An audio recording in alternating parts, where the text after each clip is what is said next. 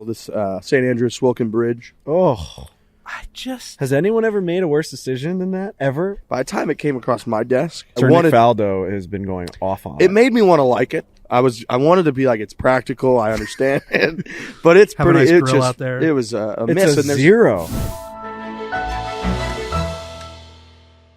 Foreplay brought to you by Barstool Sports, presented by Chevrolet, EVs for everyone, everywhere. Big week. Big week. Super Bowl week, Waste Management, Phoenix Open week. We are live in Scottsdale. We're actually at Wmpo, which is just outside of Scottsdale. We're kind of on a tear of doing podcast interviews at golf clubs in Arizona. John Rahm. John Rahm. Frank, the week before I did the Brandel and McCord. Yeah, that's right. Up at Greyhawk. Now we're at Wmpo. We're doing the Saguaro Scramble out there, which is going great. Perfect weather finally. I say finally because it's been actually shit weather in Arizona for the most part, relative to what our usual winters are like. It's been a lot of like 54 and cloudy days and stuff. Yeah, I was talking to my folks because they winter down here, and I had told them, because I stayed with them in between the Rahm interview and coming to Scottsdale for the Barstool, Waste Management Super Bowl week. I stayed with them for a few days, and I had talked to them on the phone before coming, and they were like, it's been weird. We've been down here for 2 weeks. It's been 50 degrees. And then when I got here, it's been perfect, 70 every day. Looks great all week, which I'm pumped about because I was, when you tout, everybody's like that. You tout where you live and how great it is, and you do that a little bit to like psych yourself up and make yourself happy that it's great. And then I was worried if the whole world comes to Arizona, it's been the way that it's been, it's gonna be like 52 and cloudy, or be like this place gets hyped up and it sucks. Weather looks amazing all week. Great. You sang the national anthem at the Saguaro Scramble. I'm still a little nervous about it.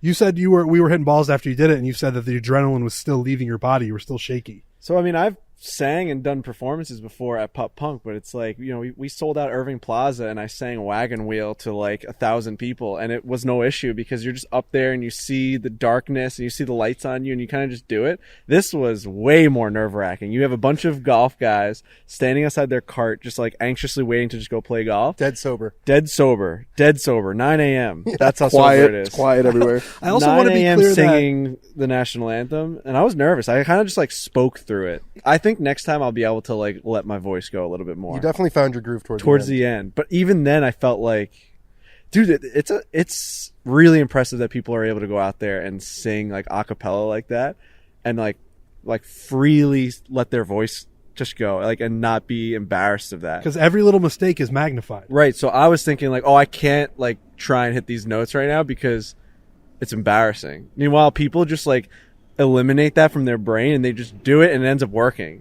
So that's like there's a wall there that I got to talk to Dr. Brett McCabe about. You went 100% of the lyrics, which I think is big. Yeah. You can't be up there and forget, and then you ruin the whole thing. Yeah. I think it went pretty well. And it was funny leading up to it. You were like, I don't want to do this. You can't force me to do it. I don't want to do it. It was your idea. Yeah, it was my idea. Like, you brought it up on the podcast, and that was it. That's kind of what we deal with. But I could sense, like, when you started to leak a few weeks ago, just little hints that you wanted to sing national think anthem. It's going to add a little spice. Yeah. We're going to all these Barstool Classics. Also, shout out to everyone for the Barstool Classic. Mm-hmm. Sold out. 4 minutes and 15 seconds or something like that. Yeah. 25 stops across the city. This is the 5th year it's sold out in 5 minutes. That's fucking outrageous. I'll never forget the first year we did. It was when Barstool Gold was a thing. Mm-hmm. Yep. R.I.P.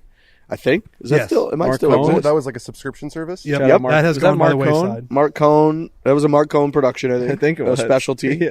And we did we had never done Barstool Classic ever. First year, the whole deal. And it went pretty quick from like inception to registration. It was like 2 months total. And we did a 24-hour window for all Barstool Gold members.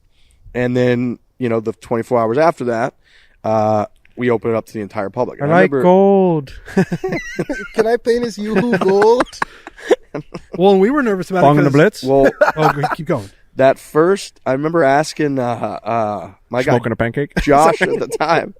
Josh was the one handling a lot of the logistics. And after an hour, we had 9 teams signed up. And we were like... Were you panicking? Oh, yeah. I mean, we were like, dude, we have to cancel the How many stops were there the first year? 8. Okay. It was like, and we stuck with sort of we mirrored the Barstool model, city model. It was like we did 2 stops in Boston. We did 1 in Chicago, 1 or 2 in Chicago, New York, Philly. Like, that's kind of how we did it. And then the next day at noon, when it opened up to the whole public, the whole thing sold out in, for the most part, like 10 minutes again. And we were like, thank God. And it is, there's talk about recession and prices and inflation, and you worry that you just worry every time. We booked 25 venues. It's like we got all these sponsors lined up. Like we need people to fork up hundreds of dollars and play in this event. Otherwise, it just doesn't work. And so when it does sell out really quickly, it's very cool. It also does. You feel bad for people. I understand a lot of folks in Texas are upset. We didn't go to Texas 2 years in a row. We haven't gone back to Colorado. At the end of the day, we're doing 25 stops, and we double up in a few cities. So we really go to like 20 states. That means there's 30 states that we're just not going to be able to go to. So that's just it's just the nature of doing it. Well, we had a weird day when it went live because we interviewed Jon Rahm that day at 10 a.m. West Coast time or whatever. What is this, Mountain Time? We're Mountain Time because we don't do. That's right. You guys don't abide, which I respect. We don't abide.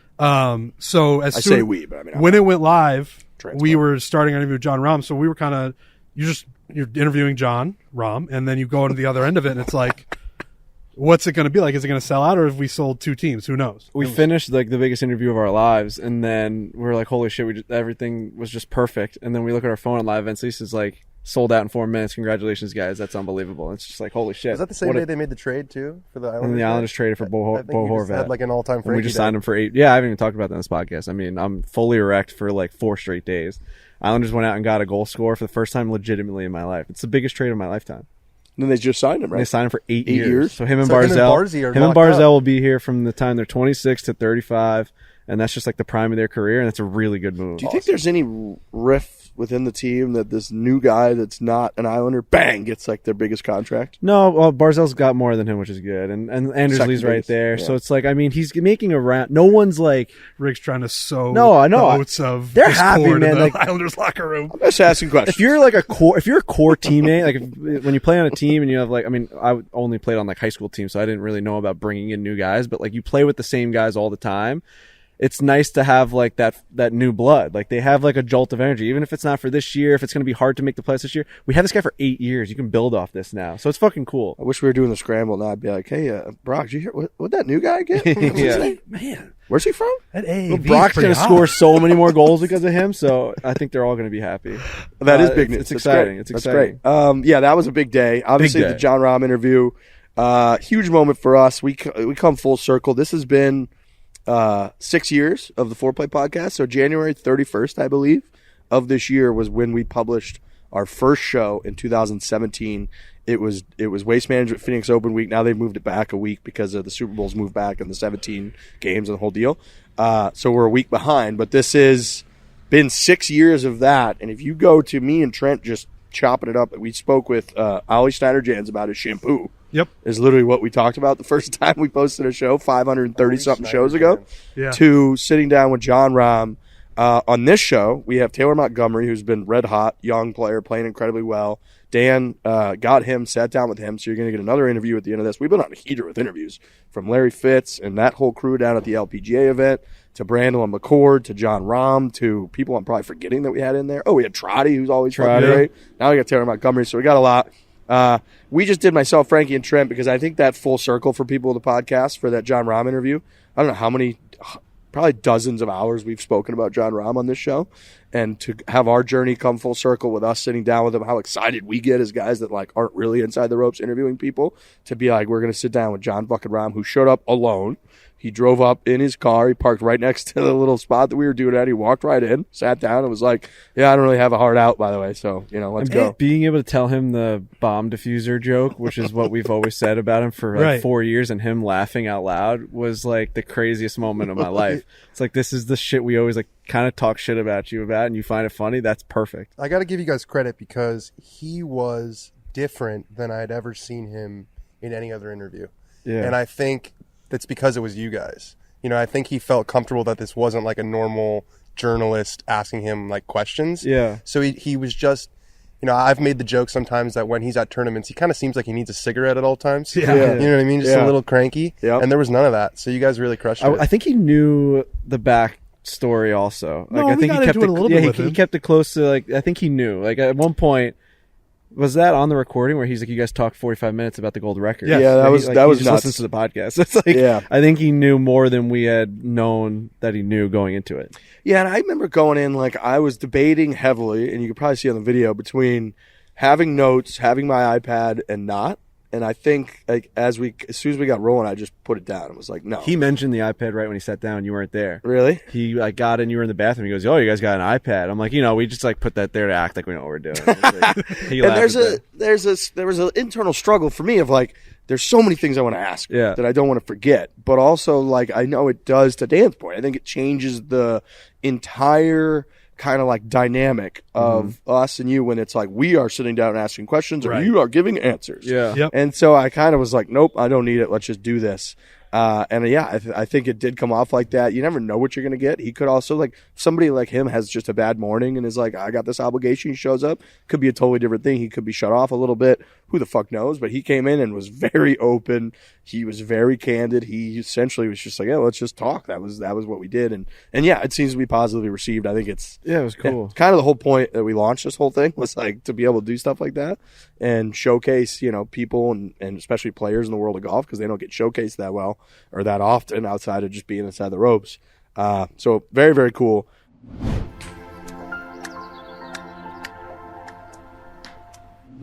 Electric vehicles, baby. We're not in the past anymore. We're in the future. We're living currently in this future, and this future requires electric vehicles. There's charging stations popping up all over the place. We got over 2,000 certified EV dealerships over at our friends at Chevrolet.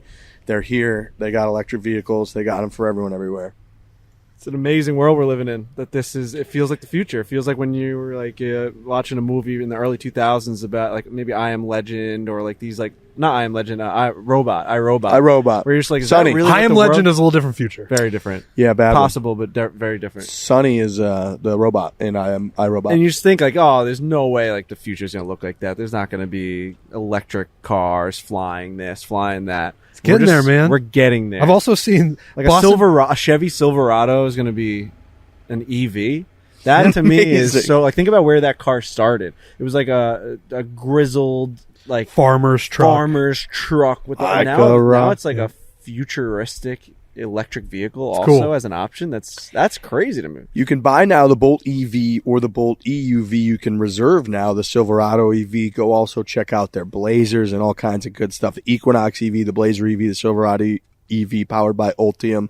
They're affordable. You don't have to be rich to have an EV. They got an established full line brand like Chevrolet, and now they're just doing the EV. So go check out Chevy EVs for everyone everywhere.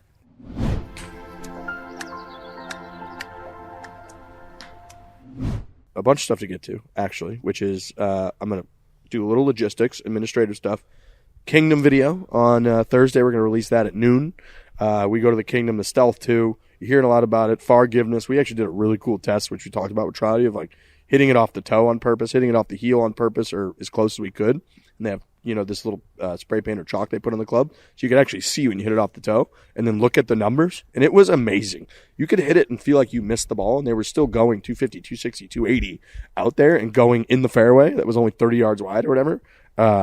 And so we kind of showcase all of that in this video from the Kingdom, and it's just, you get the full TaylorMade experience. One of those things where like if you like, it feels like the ad, like they write it down saying like, hey, here's the Stealth 2, and like if you hit it off the toe, it goes straight. And we actually visually showed you how true it is. It's nuts. Like halfway through, I'm like, people are gonna think we're just lying. Like we have to make sure that the tracer's correct. Like these balls were going right down the middle, right, cruising altitude, and they were barely on the club face. One of mine.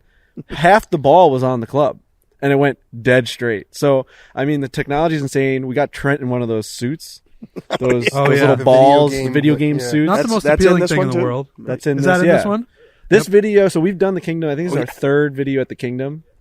The other two were just like traditional fittings. This one's definitely more like chapter based, where it's like we're going all around all the things that they have to offer. It's a very, very cool video. It's quicker pace. There's a lot more stuff that you can pull from it as opposed to just watching us get fit. And then at the end, you can watch us get fit. So it's the best of both worlds. I think it's our best video that we've done at the Kingdom yet, and they always do well. So hopefully people watch it. We got a little wacky with it too, which is nice. We got a little wacky with it. We like to get wacky sometimes. Oh yeah, we played that game. Uh-huh.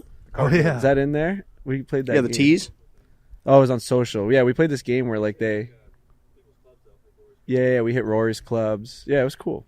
It's good. And then speaking of, or to stay on the same theme of kind of showcasing folks in a different light, Netflix doc just dropped another teaser. Dan's obviously in it a good amount, which we're allowed to say, right? Yep. That comes out this week? It comes out a week from Wednesday. Okay, February so right 15th. after Waste Management. Yeah, there's a premiere party this week, and then kicking off next And week. would you say you're wearing to that? I got a green suit. That's insane. Yeah, I had How the green? like pretty like Waste Management colors. I bought it last summer because of a bunch of weddings coming up. I didn't just buy it for this, but it worked out You were really gonna wear well. a bright green to just a wedding. Yeah, I'm gonna wear That's to like a summer unbelievable. wedding. That's It's unbelievable. seersucker. I mean, this thing's out there. Seersucker. Is That's there great. a green? Do you like green because you can actually see it? Yeah, kinda. Okay. I'm not a huge fan of the reds and the browns because they're just the same color. They blend together. Yeah, and I'm also pretty red as like a person. Well, I Yeah. noticed you wear a lot of green, so I just was using context clues and figured you must be able to see green. You're wearing You were green right very now. perceptive. Yeah, yeah, yeah. Is That's this your spot on. first? Is this your first red carpet? First red carpet. I'm really really excited. Like this thing has been in the works for so long, and it's just incredible that they filmed all season long, all year long, and the whole show 6 hours. Yeah. And so it's That's like got to be so tough in the it's editing room. insane, dude. Thousands and thousands and thousands of hours. And yeah, it's not for us as we've talked about. It's for people who don't like golf. But I think you guys and everyone who listens to this podcast is still really going to enjoy it because you're gonna see these guys in sort of that Rahm, in the way that Rahm was Yeah. carrying himself, where there's no defense being played. When you see these guys in media, they're trying not to give you anything. They're trying to get out of there. This is very I different. kind of was thinking about this morning when I just saw someone tweet about it, and I wish that there wasn't as much hype for the people that love golf. I feel like it's too hyped up. Like if I was just like scrolling on Netflix, kind of like how I found Drive to Survive, like I'd just be like, this is the best show ever. But because like we're putting all this emphasis on like it was the craziest year of all time, they were filming, like we've been thinking about this for 7 months. I just hope that like don't you know what I mean? Like there's like even Expectations are if it was definitely for high. any show, like I mean like Game of Thrones, if we were hearing about like every single aspect of it leading in, you're like, this fucking better be the best show of all time. Yeah, it's a little bit like going into a presidential debate. You want to set the bar really low so that your performance Right. comes I off just think like you if did I an amazing stumbled job. upon it, like looking through documentaries or like a show one day, and I was like, "Holy shit! Look at this!" it'd be my favorite show. I don't ever. know. I've changed my opinion because when we first talked about it, I had said it's not for guys like us and for people who follow golf religiously. I still think seeing these guys in their homes, in their cars, on their private jets, Yeah, I agree, actually. I think that's going to be cool. That is for us. That's for us. That part is for There's a lot of it that is at the actual golf tournaments, which I wasn't that interesting because you know what happens, Yeah. right? So they spend a lot of time going through. Yeah, but if they get a good amount of like caddy mic up So they conversations, do have a like, lot of- we all jerk off to that shit. That shit's great. There's a ton So of if Joel they- and Gino in there, I mean, come on, being hilarious. That is Gino's gonna like, be great. Gino, there's a clip where Joel's like, I fucking suck today. And Gino's like, dude, you told me you're going to make $1 million yesterday. Like, what's going on? And there's, That stuff will be great. There's a little clip of Mito saying something after he hit it in the water to his caddy that I had never seen before. So there's definitely cool stuff like that. Did I speak on this show about the Joel and Gino conversation about who he would leave Joel for? No, I don't think so. Dude, it was during that twin fin that me and Alistair played in, that like pro scratch tournament, even though I'm not a scratch, even though we did finish in the money. And Joel was part of the conversation. It was like me, Joel, Alistair, Gino, and a couple other guys, and they just started shooting the shit about because we were talking about Scavron being with Tom Kim, who was with Ricky before. And long story short, the conversation getting into Gino debating who he would actually leave Joel Damon for, because Joel's what, 70th or 80th in the world or something. But he was like, but Joel's so cool personality wise, and we're such good friends that it's not just a numbers game. Right. So it's like, who would you? We were going down a list. We ended up getting to a round. We ended up averaging out because there's a few guys in the top 20 that he's like, no, that guy sucks. Like to be around, I just wouldn't do it. Right. But there's a few guys that are above, 20 that are awesome that are going to make more money than Joel. He said, like most, and Joel's agreeing with him in the conversation. I was going like, to say, Joel is there he's talking. like, you got to go for that guy. He's like, come on. But he ended up settling on like around the number was around like 20th, Okay. 18th, 19th, Wow. 20th of Yeah. like it averaged out to. And again, it was like if Victor Hovland or somebody is like, he's like, I gotta go. Sorry. And he was doing it. Yeah. But he's like, we were doing, I don't know who would be like Billy Horschel. I think he was like, I don't think so. But it wasn't Billy's shit on tough him. It on the was caddies. just, it was just him being like, I just don't He's know that I would intense. enjoy my like day to day life, and like Joel to put so little stress on me. Yeah. And makes a good amount of money and whatever. So it was a really funny conversation. So more of that type of shit in the show will be awesome, and more behind the scenes stuff. So I'm excited. You put dozens of hours into this? Yeah, I sat down for probably I would say 10 hours of interviews probably. Wow. Yeah, 3 different sit downs. And we saw the producer here at the Scramble. Yeah, Chad Mumm, who's the Chad executive Mum's producer, here. is And playing. I was like, oh, is this guy? I pointed at Danny. I'm like, is this guy in episode 1? He's like, he's in the whole show, Awesome. which was cool. That is really cool. It's cool. It's exciting. That's great. Yeah. What were you wearing in the interviews? I wasn't wearing any Barstool stuff because it was before most of it was before the Yeah, Barstool. but you just wear move. like normal, like casual, Yeah, going just out like- attire, kind of. like hoodie, like a hoodie Yeah. and a That's a hoodie. big decision. Yeah, it was a big decision. Emma definitely helped with that. Yeah, you have to like You consult gotta- somebody. yeah. What should I be wearing for this? Totally. And then Wear you a wanna hat look- or no hat? No hat. Wow. No hat. Glasses? No glasses. Okay. No, you're gonna see me That is a big unvarnished. An decision. unvarnished look. That's why you Everything got to wear about the same thing every day. Because if this thing blows up, you're getting like tens of millions of people are watching. And it's in our apartment. 2 of the interviews we shot were in our apartment. They So, came to you. They came to us. How, like just the whole big cameras. Big cameras. The thing is, the production company is. Do you have like a walk up? No. I'm envisioning No. like Trent when he had to carry that dog up like 5 flights of stairs. The production company's based in New York, so it wasn't that hard for them to come to me. But yeah, they come with a big light and a big, cameras. I was texting Brendan and I was like, "Oh, these cameras are unbelievable," and he was like, "It's really mostly the lighting." Yeah. Any awkward small talk in the apartment while they're setting up the cameras? Definitely. Yeah. So yeah, the show's going pretty well. Yeah. You guys I'm stunned feel that like they you got a did it lot in of your stuff. apartment. Yeah. I mean, you would think they would go to a studio like 30 Rock or something. And Yeah, just it was have just you do it. it was free. You guys live around here? Sure. Oh, that's cool. Yeah. Yeah, great. We got a nice looking apartment. Weather's It'll been look pretty good. decent, actually. We haven't seen any snow yet. Right, you got to make it seem like what's. Great. Well, there's a lot of talk about backgrounds of like when a guy does a media hit. Yeah. What's in the background of your shot? It's there's two different angles. One of them is that shelf that I think people will recognize if they watch the YouTube. I record in front of that shelf Yep. usually. The other one's just like kind of a white wall. Cactuses look like penises. Cactuses look like penises. Yeah. Yeah. Or middle fingers is another one. Yeah, So I saw you was post that. I was wandering around when I was with my parents and I found a cactus that looked like a middle finger. Is it cacti? Cacti, That's plural. I think. Look at that cacti right there. It's like a little fat chode. See What's that one over there? what's another one like? Oxen? Is the plural of oxen? Geese? Geese. That's what came to head. Deer. That's a Brian Regan bit, yeah. Is that right? Yeah, Brian Regan, one of the best. It's about what? It's about plurals, like a kid trying to learn the language. Geese and goose and stuff Goose like that? and oxen. Yeah, Okay. it's a very funny bit. I'm gonna have to- I can't do Brian Regan's bit. Okay. But Okay. All right. So, anyways, that's coming out next Wednesday. So Yep. we'll get hyped up at the trailer. Second trailer I think they've released it gave me the chills. I watched it once, but it was Yeah, so I was asking. Chad said that was the one we saw a couple weeks ago was the teaser. This is the trailer. Gotcha. You're really getting in the weeds gotcha. here. I mean, as a show that we're very, especially Frankie, very.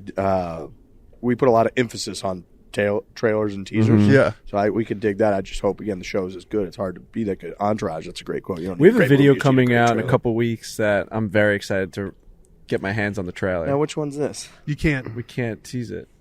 can't tease it. From Taylor Made Media Day. Nope. No. Oh, I know which one it is. Yeah. That's There's gonna just be big incredible. iconic shots that I can't wait to put to certain music. Yeah. You've been thinking about that nonstop Yeah. for 2 weeks? Yeah. A week and a half? Yeah. Yeah, I mean, we have things that are coming out. I mean, we got a lot of cool videos coming out. Yeah, sometimes I forget about TaylorMade Media Day just because we shoot it all in 1 week, usually in October, November, and we got TaylorMade. Say, we might have athletes. 15 videos that still have to come out that we've filmed. Yeah. Yeah, we're good. We're good Brendan said goes- we're good till May. two releases. That guy might get some sleep, probably two not. But we're No good till chance. May with 2 releases a week of featured content, not just us fucking dicking around. Like big time stuff. Biggest golfers on the planet. All right. Let's get through a couple more nuts and bolts here, little talking points, if you will. This St. Andrews Swilken Bridge. Oh, I just has anyone ever made a worse decision than that ever when It's it gotta comes be to up there. architecture and history? It's and- pretty shocking. I was in a little bit of a weird place when by the time it came across my desk, everyone had shit on it so much that I Sir wanted. Nick Faldo has been going off on It made me want to like it. I know. I really wanted to be like Yeah. these fucking pretentious douchebags everywhere. That's all they're doing, shitting on it. I wanted to be like, it's practical. I understand, but it's Have a pretty. nice It grill just out there. it was a It's miss. a and there's, zero. There's just other ways to do it. I get what they were saying. Like, oh, look how bad it gets with that. There's better, just way more tasteful ways to do it. I'd also say that the roughness in Scotland is part of it. Totally. Yeah. You know what I mean? Like we're not talking about Augusta National. We're talking about St. Andrews. It's also at a spot where no one's like hitting their ball there. Right. So it's not like you're going to get Just a foot terrible traffic. eye. It's foot. Yeah, I know it's foot traffic, but like, okay, so if the ground is a little bit shoddy right there, like, who cares? Also, just put like turf. They down. tried that. So they released a statement where they were like, we tried putting turf. It didn't work. This is the only solution. I find that hard to believe. That's Are people a like lot. falling That's not the into only the solution. like the burn or whatever they call it? That's Like, what I'm saying. what's the actual problem with having dirt? Like if on your if it gets worn down and then it becomes dirt, and then if it rains, I guess maybe it's a mud problem. Maybe it's Very maybe golf if to be it's talking maybe about. if there's some problem with the structure. I don't know what it is. With whatever structural it integrity. is, it looks horrible. Yeah. There's no. They have to take it out. Oh yeah.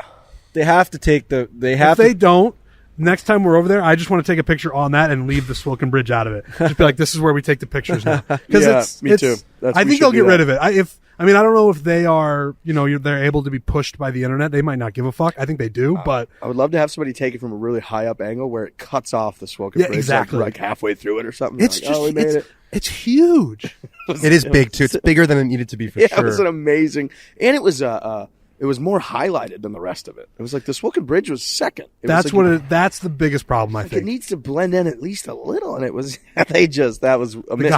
The guy laying that down had to be like, this is. And it's not even gonna be a problem. symmetrical. Like, did you notice how it's like? Yeah. Like, it's like off. It's like on an angle. It's very. It looked to strange. me like, when you see videos of slow moving lava, it just Yeah. sort of looks like it's taking over everything. Yeah, it looks like it's melting. It looks like Yes. the bridge is melting. Right. Yep, and it was like they melted it into like wherever that just was covering a little bit of the shit ground. They were like, yeah, put one there, and we'll blend it together, and it just looked horrific. Whereas like when So- I try and do stuff at my house and like I realize like, oh, I started on the wrong side of the wall and they just like do more than they intended. Like I feel like they messed up and they kept going. Talk about creating a controversy where there just didn't need to be one. I didn't think we'd be talking about the Swilken Bridge because of some changes they made to There's it. a helicopter flying over. There's a lot of shit going on. It's Scottsdale and Glendale and this Arizona Phoenix area. It's the highlight of the sports world for the next week. So you're gonna get helicopters flying around and shit. When the St. Andrews account has to release consecutive tweets, one with a long statement, and the next one with a photo showcasing what they were trying to improve. When you got to string together tweets It's a mess. and about a bridge that you walk over, you just missed. It's like you got to just take mess. it out and just be like, yeah, we fucked that up and try it So year again. 2023, we could figure out different ways as opposed to old cobblestone like melting off the bridge to. I think Sir Nick Faldo was like, "What would you rather have if you're walking over historic ground, like a little bit of dirt on your shoe, or like this new like concrete residue from?" I really think it's part of Scotland, that type of shit. They let dogs run around. Dogs are taking shits on the fairway. It's fine. It's rough. God, I wanted to defend it so badly. That's all I I know. wanted It's to be hard. able to do. It's really hard. I just looked at it from so many different ways and was like, that sucks. Unless they lean into it and they put a grill out there and I did see golf Twitter starting to go the other way with it. Somebody photoshopped in like a hot tub in the middle of it. yeah, that's fun. Yeah. That's fun. That got a good chuckle out of me. I like that.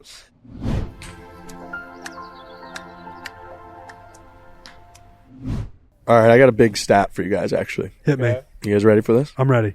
Yesterday, I had a 5-hour flight, back from Raleigh, North Carolina to Phoenix, Arizona, where we're at right now. My Whoop recorded a nap during that time. Okay. How long do you think that nap was? 5-hour flight. I'm going to say hour 15. It was a 4.5-hour flight. Wow. Shut up, dude. Isn't that insanity?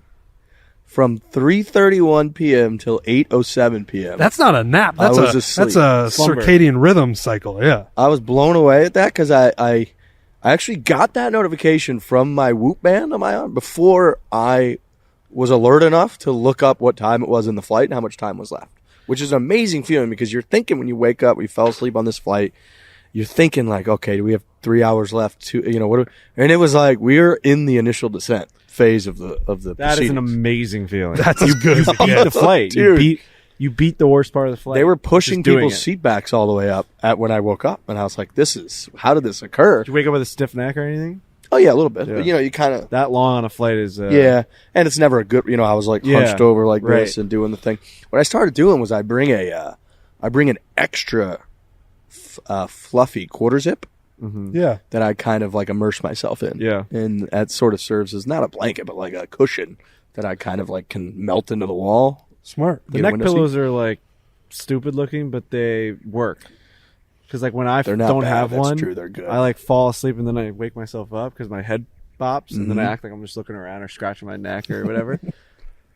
I'm gonna start bringing a neck pillow everywhere I go. So Whoop is obviously a big sponsor of ours. They've got they're the best fitness wearable out there. They traps your sleep They got your skin temperature now. They got your recovery levels, your strain day by day. Whoop is so great too that we were laughing this last weekend. This quick little trip to Pinehurst, my brother and a couple of our best buddies. We worked on the house a little bit. We played a good amount of golf, but we were getting the notification from your Whoop sleep coach at like 8:30 at night. That was like, it's time for you to, prepare to go to sleep. Better lay down. Dude, we got like 4 more hours of probably just beers and like chips that we got coming. So get ready for that, sleep coach. But 87% of Whoop members say they feel healthier with Whoop. I woke up at 71% today in the green, which felt great. And that was after my 4.5 hour nap on the flight yesterday.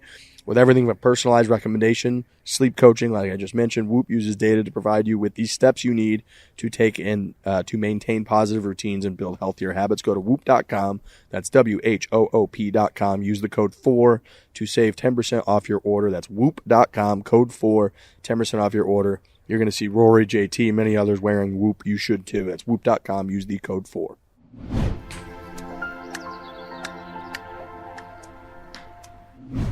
AT&T, Aaron Rodgers is kind of a focal point. This has happened to our guy Larry Fitz before too. When you win, I'll start by saying this as a tournament, the Barstool Classic, as hosts of that, when you do something that's handicapped at all, ours is 50% across the board. Whoever wins it gets chirped for sandbagging pretty much no matter what. Right. No matter what, which is infuriating. It's like, just play better, folks. And like, if the Barstool Classic, we've had 4 champions now. 3 of the 4 teams have had, I think every person on the team has been a 1 handicap or lower. So it's like, clearly that hasn't really mattered. We had the 1 year with the John and John where one was like an 11 and one was like a 7, and that was the COVID year when they both just got to play golf way more than they ever had. You could see their handicaps go down throughout the year. They're great dudes and won, so I don't believe there's handicap or sandbagging going on. Aaron Rodgers goes out, wins. I believe his pro didn't even play well, right? Missed the cut. Okay, his pro misses the cut. Aaron Rodgers wins. He was playing as a 10. By 3. He's playing as a 10, and everyone's going through the Wisconsin, Gen app, basically, and being like, he's a 3 or 4 handicap. He's a 3.0. I checked this morning. 3.0? I mean, we're gonna need an explanation. That's just not... That's the definition of sandbagging. That's a big difference. And it probably wasn't his decision, right? I don't know. Keith Mitchell was playing with Josh Allen, and I think they finished second. And yesterday there was an interview with Keith Mitchell where he goes, yeah, so we won that Pro-Am. Because Aaron Rodgers, that handicap, like... That's not a real handicap. If we finish second to Aaron Rodgers, then we won it. So, yeah, he has some explaining to do for sure. It's absurd they just allow that to occur. That's just you're just putting numbers on his hand. You're just being like, okay, he shot this, but we're just going to make him 20 shots lower. I mean, maybe he has another handicap in some other state. I'm not sure. That's illegal. You get banned from the Barstool Classic for doing that. Is that right? It happened twice. You can't do a little handicap. Might have one in arbitrage. California that he forgot about. Hasn't checked on. So that happened twice in the Barstool Classic, and interestingly enough, both cases the guy chose to use his higher handicap, not the lower handicap. Funny about Isn't that interesting? Yeah. So those guys both got booted instantly from the Classic. Meanwhile, we get shit on for posting lower handicaps. It's like reverse sandbagging. Right, like we're trying to lose matches on purpose. It's insane. I got to give Brock Nelson 2 strokes. I think I'm 3 and 9 against him, and people think I want that to happen. That's fucking insane. It just goes to show you too. I always laugh about that because like all of our handicaps, we just we don't claim anything. We just post numbers into an algorithm and it gives us our handicap. And if you go look at the history of all of our matches, that we're probably all about 500. Right. So the handicap system has worked out perfectly. Yeah. It's like, what are you talking about? But yeah, that was a big controversy. And then as we're recording, this thing's finishing up still, right? Yeah, they had just a terrible, terrible weather week. It was like raining and Looked hailing. Fucking horrific. And really, really cold. I feel bad for this tournament because it really is like an iconic place. Pebble Beach, it's like one of the cathedrals of our sport. Yep. But because of the schedule, because it's before Waste Management, because it's before Riviera, and really more because of the Saudi International, it's just been ravaged. And the field was really, really weak. And this weather going into Monday is not going to do positives for its reputation among the players. You know what I mean? They already got to play 3 courses. It's cold. They don't like playing with these amateurs. I mean, some of them do, but it's very slow. And then adding the rain aspect, I feel bad for this event. When are you supposed to travel to Pebble Beach? When's like the best time? I mean, I feel like when we go to that Dad Bod Classic, is that like the best time to go? I think you never really know what you're going to get. I went in August with my dad, and it was super foggy, and like you couldn't even see outside. You go Pebble. back and check the tape. There was a point where you guys chirped me for saying that the weather in California is like pretty dicey. Well, that was the first time. I'd never been to California. We've been going to California every a lot time now, I had been, it was legit. Felt like you were on a movie set. Well, Southern California is like San Diego's like that all the time. I think it's perfect. Right. But that I'm Monterey starting to area, realize. you're right. It's like kind of like mid 50s and cloudy like all the time. I saw Kira Dixon. She was out there, and I had played with her at the LPGA event, so I was just keeping up with like what she was doing at this Pro-Am. And she posted a picture from 7, and it was the most beautiful day of all. Alex Bush, you just made a crazy noise. Right, don't ever do guy? that again, you fucking nerd. By the way, Alex Bush, like He was on a. first of all, Alex Bush, he streams like him playing COD, and like we just don't talk about that. Like What? we have to like put that on our like Instagram. Who's the guy? Like he like streams like, and I was like, oh, like what do you? He goes, I warm up with like I warm up killing bots. He warms up, and then he like goes out. He warms up killing bots, and then he just like So he gets the fingers warm? or yeah, and he what? like gets into mode, and then it's go time. He listens to like Taylor Swift and fucking rips. And we're like, this needs to be something that like we all talk just about. put that on our YouTube. Just stream it on YouTube. This is if you want to see. This is our crazy nerd that you don't really understand what goes on in his brain. This is what he does when he's not editing videos. Yeah. And it's just you. It'd be cooler if you had like heavy metal on while you're playing these games. Probably No, I does. like him just the way he is. I think Taylor Swift is a very funny thing to play video Do you games. play like the new album? all different music. Yeah. Gotcha. Okay. Oh, you play rap? Oh, okay. Yeah, I do, rap's now cool. you're really cool. I didn't Rap realize is that. cool. I like rap. No, it is cool. I'm My just- point being that I went saw with this rap. picture and I'm like, that's like the painting that I got from that guy that painted that. Like that's a fake. That's what Pebble Beach is supposed to look like. I'm pretty sure you get that like twice a month from what I'm seeing. I don't know that you really get that perfect weather. I think October Ooh.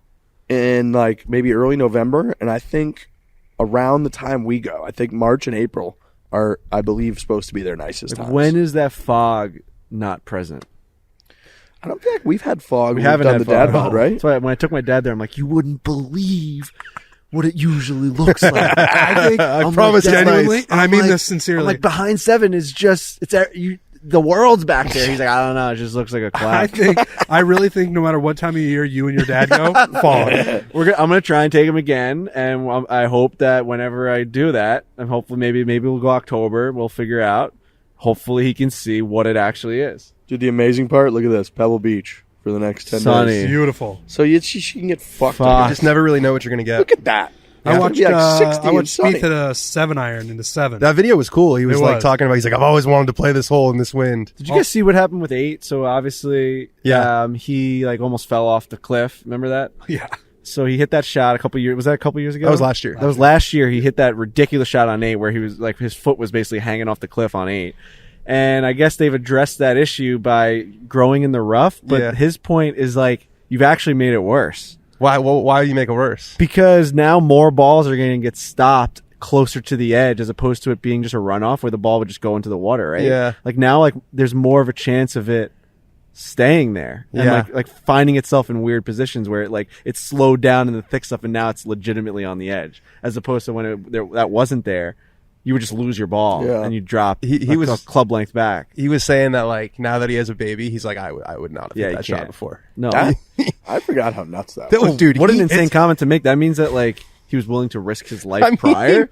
I don't know. I think he said he Risk his regrets it. life. Dude, we were We're being honest, the shot is awesome. It's amazing. The shot of him hitting it is awesome. It would have amazing. been the most infamous moment, like maybe in the history of He sports. flew over the green, didn't he? Yeah, it Yeah. landed on the back edge and flew over. if It was he a great fell shot. off, it's- If he falls over and it Oh. splatters on the no, I'm saying the camera shot, and he splatters at Pebble Beach. Are you kidding It's the me? craziest thing Like that's ever Jordan happened. Spieth. I That'd be think the they craziest moved thing the that's tournament. that- I think they moved the tournament. I don't think they ever have a tournament there. I actually think Pebble completely Beach would be agree. canceled. What? It would be canceled forever. That Beach. Pebble Yeah. Beach? Yeah. Just the course. Right. Like can't, that would like- be the craziest clip in the history of sports. And it wasn't that crazy that could have happened. Like Could have slipped. whoop, right. Gone. He tumbles down, splat. Good night. Gone. That Jordan would be Spieth. the craziest. I clip do in not sports do history. well with heights. Like the other day, we had a balcony. We went down for All-Star game. Shout out to Brock Nelson. He won the accuracy. He's the most accurate shooter in the NHL. Fucking outrageous. Guys, it was insane. And we had a balcony overlooking the water, and we were like 13 floors up and looking down, getting woozy. And just like the idea of like when I'm walking out onto the balcony, like the idea of like maybe tripping and falling over, it was just constantly in my mind. It was bad. And I'm like, why do I keep thinking that? And I think that's just fear of heights that are like entering my body that it's never really happened to me before. I had that same thing where I'm on a balcony. I always like think about myself Falling off. over. I'm like, oh, if I just like cough somehow, I'm like, and it's like nipple height. I'm like, somehow I'm just gonna like fall over, which is insane to think about. Like if I just trip, I'm done. I think you're just scared of heights. Yeah, and that's never really hit my brain until this week. If you're at like that certain, if like an earthquake hits right now, Right. I'm gone. Whereas if I'm just in the middle of a room or something, I'm mostly probably fine. Right. Unless the chandelier falls on me, which would suck. But like, I know what you're saying. It doesn't take that much. A also- shoelace gone. I also don't know how balconies work. Like, how do they hold the weight? They just come out of the building. There's no post beneath it. Is it the Romans with like the archiness of what's built in there? I was looking at the ones Arches next to me, and hold- I'm just like, that's just a slab of concrete coming out, and we're just sitting on it. How about There's like nothing Jenga under- building You'd in New think York? that's something we need to hold it Yeah. up. Right. You know that Jenga building in New York? Yes. Where What like the they're all- fuck's that about? Yeah, I don't know. That one's crazy. You know what I'm saying, though? Patios. No, I know. I just got to hope that it's up to code and that they. I mean, you think you would hear about balconies falling all the time if it were that risky? All the time. I They'd watch just be these going video- down all the time. I follow a couple of these historical, like New York accounts where it's like New York in history on Twitter and Instagram, and you see those guys building like the Chrysler Building, and they're fucking Hanging out. walking on the iron, and they're Eating a just sandwich. eating sandwiches. And you read that like none of them died, like there was 0 deaths building like the Chrysler Building or something like Some that. of them are hitting golf. There's like 0 golf deaths. shots. And, like no one falling unless they just like hit it. That's Like, less than the Qatar World Cup. Yeah, I was gonna Right. say Way sounds less. Like guitar. Way less. It's almost like, are you saying that But it's like, how the fuck is that thing still standing? You know what I mean? Like they built that Steel, thing, baby, but, American like, bro, they steel. built that thing with legit a big nail and a hammer, and there's like bang, bang, and like with all the technology we have now and all these cranes, And they just all- got it right. That's what's amazing. Like, what if they just were a little wrong? on Or that? like, how I do don't we know. know that it's like right? You're like, Yeah. I don't know. I Math. mean, the materials were probably great. They probably build stuff cheaper now because they know how to do it. truly unbelievable when you think about it. All of New York, all these iconic landmarks were just built by hand by these psychotic like Italians and Think all about these that. people that came into fucking Every time I Ameri- see a city or something, it's like think about how long it took people to build one of those buildings and how much I think effort they it were took. like And they're oddly everywhere. Quick. I think they were oddly quick for the timing too, right? Totally for the timing. But I'm saying if you add up all that Oh my stuff, God. if you just started from now, think about like what it would take to build all that, and that's all there. When you look at New York City, there's the huge dip in the middle. It's not Central Park, but it's like from Empire State Building to the Freedom Tower. Yeah. There's like a dip, and I think it's because like the ground wasn't firm enough for them to build skyscrapers there. Like how the That fuck makes do they sense, know actually. that? It's a huge dip, like because they would have kept going. Yeah. They would have kept going with just crazy big buildings, and it would have Yeah, been like- like look like Gotham. You know what West I mean? Village and all that area, pretty It's much. just no big. There's no. Soho. There's no Nothing's tall above buildings. like 5 or whatever, 10 stories. And I mean, it makes the city what it is because like now you have like quaint little villages and all this stuff. But when you look at it from like Long Island City or Jersey City, you're like, man, it's a huge gap. Just kind of stops. And I Yeah. think it's because of the ground. They would have just kept cranking those puppies. Yeah. Oh, I don't know how we got to People are architecture. smart. but, yeah. People are smart. This Smarter would than be us. an architecture podcast. I took an architecture class in school. I find it really Awesome. interesting. It was actually probably my favorite class I took. We took it because I heard it was easy and the professor was cool, and it was they went through like the different kind of architecture, obviously through the Romans and all that, like Corinth, and a big part was like the columns, and there's like 3 different styles of the You can columns. identify different Corinthians who built and them. different- Yeah. and then you could find and they can trace back which civilizations clearly conquered which at which times, even if they don't have historical record of it, because you would see architecture that clearly only could originate in like Spain, and they would dominate those cultures, knock down their columns and take them to Rome. Holy shit. And build buildings out of them in Rome Interesting. as like a sign of, whatever. Conquest. We're here. Yeah, and like those would be It's built our there. fucking It's column now. really, really, really cool class. That is Did cool. you guys ever build the bridges out of popsicle sticks in like middle school? I don't think so.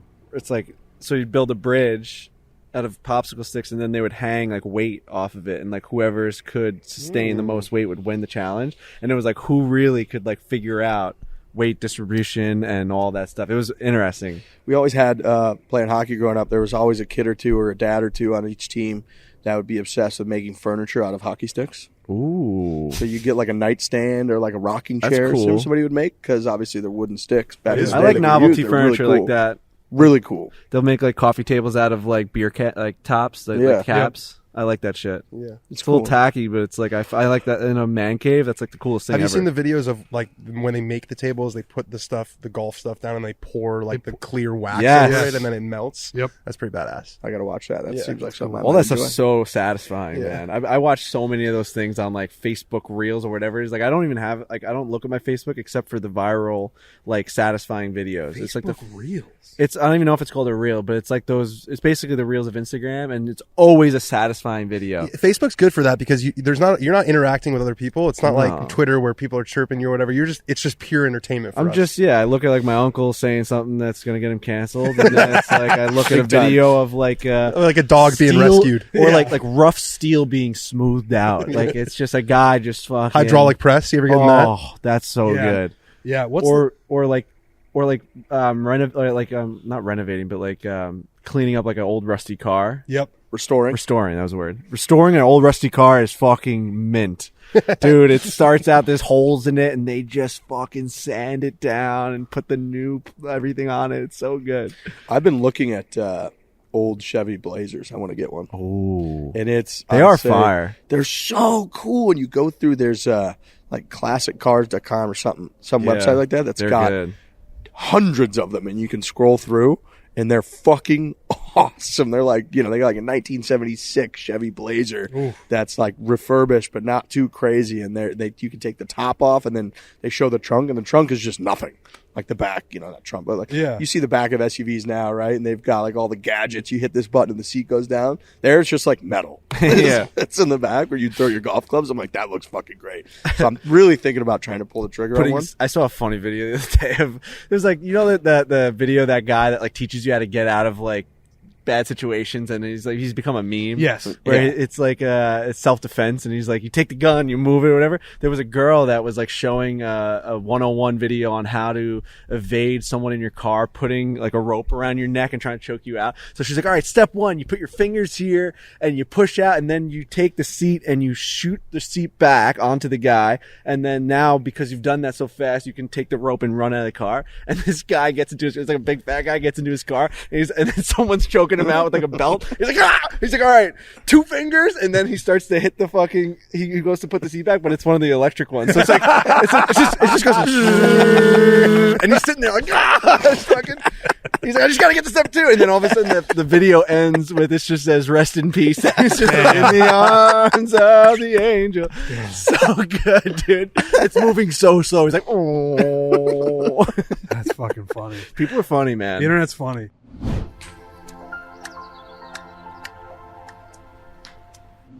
It's hard to stick with working out. That's just a fact. We're into February now. I imagine a lot of people have fallen off a little bit.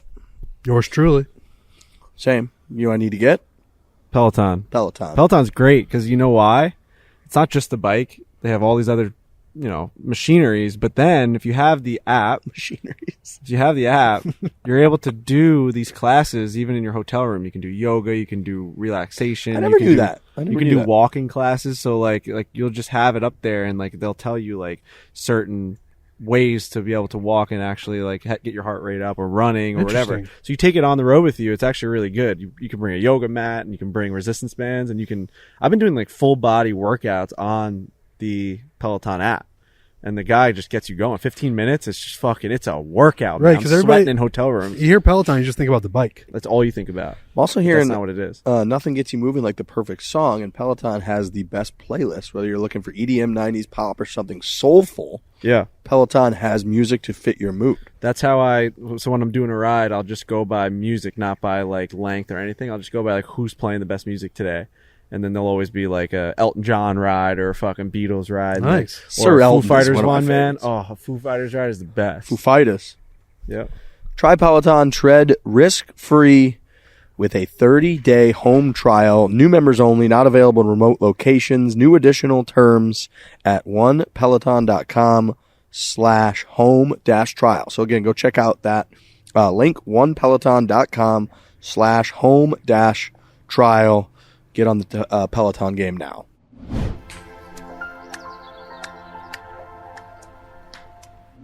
Shout out to us for the bet cut. Bet. Unbelievable. 3 out of 4 weeks. This one was our biggest at plus 825. 5. We've hit 3 out of 4. What's the number, Dan, on $20? Do you know what it is? I forgot. I You think said it was around $900 in profit, didn't you? I don't know. I think it's $390. $390. If you put $20 each time, you'd be up $390. Just $20. If you just laid $20 for the last 3 or all 4 of the last, so this whole month, You put 4 weeks in a row. You put $100 on it. I've been putting $100 on it, and it's hit 3 out of the last 4. That was a quick $825 profit for me this week. Last week was plus 800. The week before we lost. The week before that we were plus 425. Yeah, what are we doing here? Frank and I went to lunch at the Barstool bar, and we had like 5 guys come up to us being like, we did the For the Cup bet, and we're just making money. Today at Wmpo, the guy came up to us and was like, dude, this is insane. And he's like, you guys gave me some like bullets for the Super Bowl now. He's like, I just have money now. I don't know if you guys were following this weekend, but they rallied too. Callum Tarrant shot 8 under in the 3rd round. Yeah, dude, the boys came to play when we needed them. I looked after round 1. We were like 1 over, 2 over, 4 over, 5 over. Yeah. I was like, oh, we're not even going to be close. And we've been picking these things based off like what these guys are wearing the night before. Well, it's I like did crazy. see people being like, yo, I love the foreplay guys get so much shit for not knowing golf. I'm like, Frankie picked Adam Scott because he got a new social media. I picked Kevin Streelman because Larry Fitz said he's great. Yeah, that's like, I picked Zach Blair and Where do Sony you see because he odds? seems like he likes old school courses. Yeah. Like, I mean, I guess that's a little golfy, but he just posts pictures of old school courses. I was like, oh, he's going to play great here. It's something. It's something. I don't know if the odds are up yet because the AT&T's still going on. So I don't know if it's I'm allowing. seeing early ones. I'm seeing early ones where Rory McIlroy is the favorite to win. So we're going to pick John it Rahm. now. I'm going to pick someone that's... We're doing it right now? Yep. Yeah, we got to do it on the show because the show goes out tomorrow and the tourney starts on Thursday. So unfortunately, we got to get it done. But this is the way we've done it every time. We kind of panic pick. We're There's not panicking. a ton of science behind it. I'm going to pick a really not out on a limb choice at all. Maybe the least. He's probably I did see, what is it, top 23 of the 24 eligible ranked golfers in the world are playing in this thing. Yeah. In the Phoenix Open now. It's as close to a major on that standpoint. The money, the crowd, the field strength. This tournament is going to be off. The fact that the Super Bowl is in town, everything about it this week is making this one of the bigger non-major tournaments in my life on the PGA Tour. Feels that way. I was talking to Joel Damey yesterday, and I was like, to people who aren't involved in the tournament, it almost feels like this tournament has surpassed, apart from the players, in the non-major category. Like, certainly no other tournament feels as big. No. And he was saying the players feel that way too. Like, if you win this tournament, especially this year, you beat all the best players, and you did it on a stage that's unlike anything else in golf. The only thing that kills it is that Saturday is bigger than Sunday. Well, especially with the Super Bowl. Right. Yeah. Yeah. So I wish that's why didn't they do the Wednesday to Saturday like Tory? That's just the only thing that not kills it, but that like it crescendos on Saturday. Yeah. So it almost feels like the event's more about the party because of that. Than right? Like, not enough people remember the playoff with Scotty and the whole deal, and then the Brooks Koepka, because you're almost like, well, you're gearing up for the Super Bowl. It bleeds Wake into up. this. It bled into the Super Bowl Yeah, last it's year. had several times when it was Hideki and Ricky that went like 6 holes, and they were deep. They were into like the second quarter of the fucking Super Bowl. They People should were do not watching. Wednesday to Saturday. But Why they not? probably sell so many tickets They on the sell weekend. so many tickets, I know. But anyways, it still does feel like it's getting to that point of like, oh, he won 2 majors, of Players, and a Phoenix Open. Like, that's kind of getting It's up getting there. there, and I hope It's got that the history, too. It's got the Tiger Woods ace, which, I mean, that just kind of vaults it up there right away. It's got the fans. Anyways, the pick I'm going to make, I hope it doesn't steal anybody else's, but it's unbelievably obvious. It's Max Homa. Yeah. It's a great call. He's going to make the he's I actually just saw make the cut. Tiger tweeted, said 2 guys joined the TGL. It's Max and Billy. Billy. Yeah. 2 of our Billy's guys. out in the streets, got the PIP money. Yeah. We love Billy, and I don't want to say that I'm sewering Billy with the Gino comment from earlier. Yeah. Like how Gino was like, I'm not sure I would necessarily go for Billy. For us, Billy's come full circle. I fucking love that We guy. He's love got Billy. Fooch on the bag. He's a pretty epic Love caddy that. himself. Love Speaking that. of Billy, I'm just going to fucking pick him. There you I'm go. going to pick him to fucking make the cut. Okay. Billy Horschel. And the only reason I did that is just because we're talking about him. Good. I'm going with Tommy Fleetwood. Wow. He's making his first start in the U.S. this year. Wow. Did okay in the desert. But he's just such a consistent ball striker that the guy does not miss many cuts. Okay. So I'm going Tommy. I'm going to go with Matty Fitz. Okay. Well, we got Missed a the good cut last crew. week. He did Yep. miss the cut last Okay. week. That'll gonna help make the it odds a this little bit. He ain't missing 2 cuts in a row. Come on. No way. So we got Max Homa, Billy Horschel, Tommy Fleetwood, and Matthew Fitzpatrick. Yep. Those are 4 golfers that should make the cut. This will probably be like plus in the threes. I don't These are all know. good players. Yeah, they're good players, but it's still like, I mean, Everyone's a good missed player this week. Missed the cut Yeah. last week. This is Fleetwood's first tournament on U.S. soil. I mean, I think we stay hot. I think we're gonna stay hot. You're feeling it? I am. I like how we kind of went a little safer this time because we want to keep it rolling. How does this work? Is Penn upset with us? I don't know. I have no idea how that works. We don't. We're putting out bets that are just winning. Here's what we do: we sit down on this dumbass show once a week, and we just do this. We kind of workshop 4 picks, and then everyone steals money from Penn National Gaming. So I don't. Are they like, what is like? It's getting outrageous. 4Play guys don't get it. Are we doing it wrong? I like making money for the people. Okay, Feels good. Me Feels too. really good. People get jacked up about it. So if you're in a state where you can gamble, sports bet, do the And you're for the 21 or over. 21 and over. Responsible. Arizona's a sports betting state. It is. It is. That's how we had the Barstool Sportsbook out here for a couple of years. It's fantastic. So download that puppy, get on it. We're going to boost it too. So whatever that is, whatever that number comes out to for those 4 fellas, we're going to boost it like we have the last one. If you haven't been getting on it, you've been missing out. You missed a plus 825, a plus 800, and a plus 425. Win, win, win. And we're going to hit them again. Phoenix Open, we're out there all week. The merchandise. Go check the tents. Fire. If you're going to the tourney, we got Waste Management, Phoenix Open, logos with the Barstool Golf logos on them as well. Have come up with a bunch of different designs. John Rahm approved. John Rahm very much He liked approved. it. He liked it when I think we talked. I don't know if we talked about on mic or not, but Riggs was wearing one of those. I was wearing this guy right here. Yep, and he was like, and we were telling him about it. And he's like, "That's cool," and I'm saying that's John Rahm approved. I'm excited to get out to the tourney too and see our guys. Like we're going to see Rahm, we're going to see Rory out there. We're Yep. going to see obviously Homa and Joel and Kiz. Everyone. And a bunch. Everybody's playing. It's like all our whole. It's like we're going to a fucking major. It really is. It's a mile from my apartment too. That's cool. It's Last gonna be year's great. a zoo. I know. Last year I walked home one night. Probably hard to get an 5 Uber. minute walk. How far? It's probably a mile and a half, but you got to go. The only issue is it'd be way quicker. You got to go around. You can't just walk from like the 16th hole straight to my apartment. If you could, be there in like 10 minutes. It'd be great. I can't believe the merchandise is in the tent. I can't either. That's cool. It's crazy. And everybody it's a we've bigger showed loves setup. it. The stripe, man. It's a bigger setup than I thought it was going to be. It's like in the middle, so it's not like on a wall from the picture that I haven't saw. seen the setup yet. Someone but tweeted at us, and I didn't react to it because I didn't know if it was like the official thing yet. But from what I saw, it was like in the like right by where you're walking in all the hallways of the tent, not like on the walls and tucked into a corner. It looked legit. We're gonna be in there. Come see us. We're going to be in there. If you're coming to the Waste Management, come by the tent. All of our people are going to be there. Our merchandise team's going to be there. We're going to be there. We're going to be checking out all the stuff. Allison and Pilar sticking around?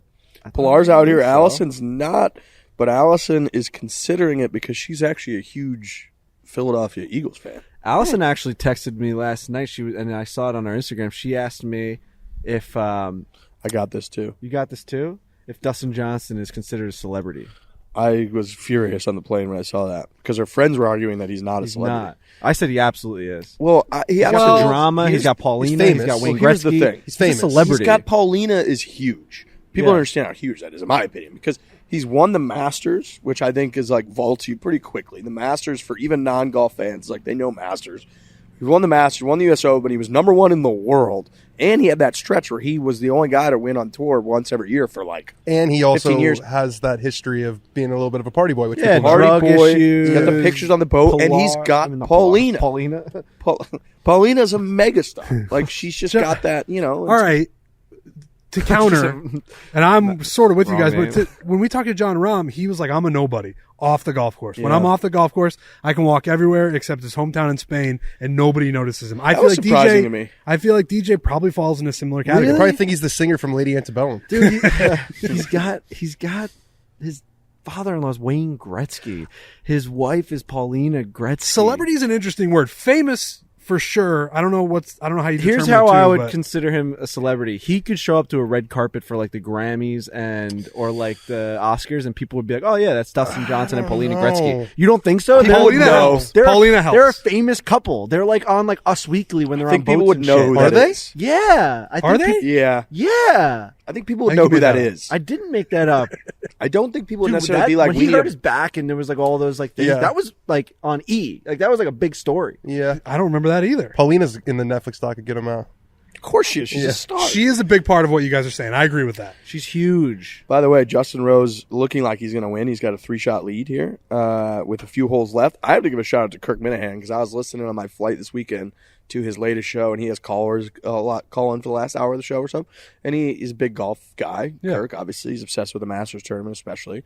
But he keeps his fingers on the pulse of the golf world, and occasionally golf guys will call him and be like, "Who do you like this week?"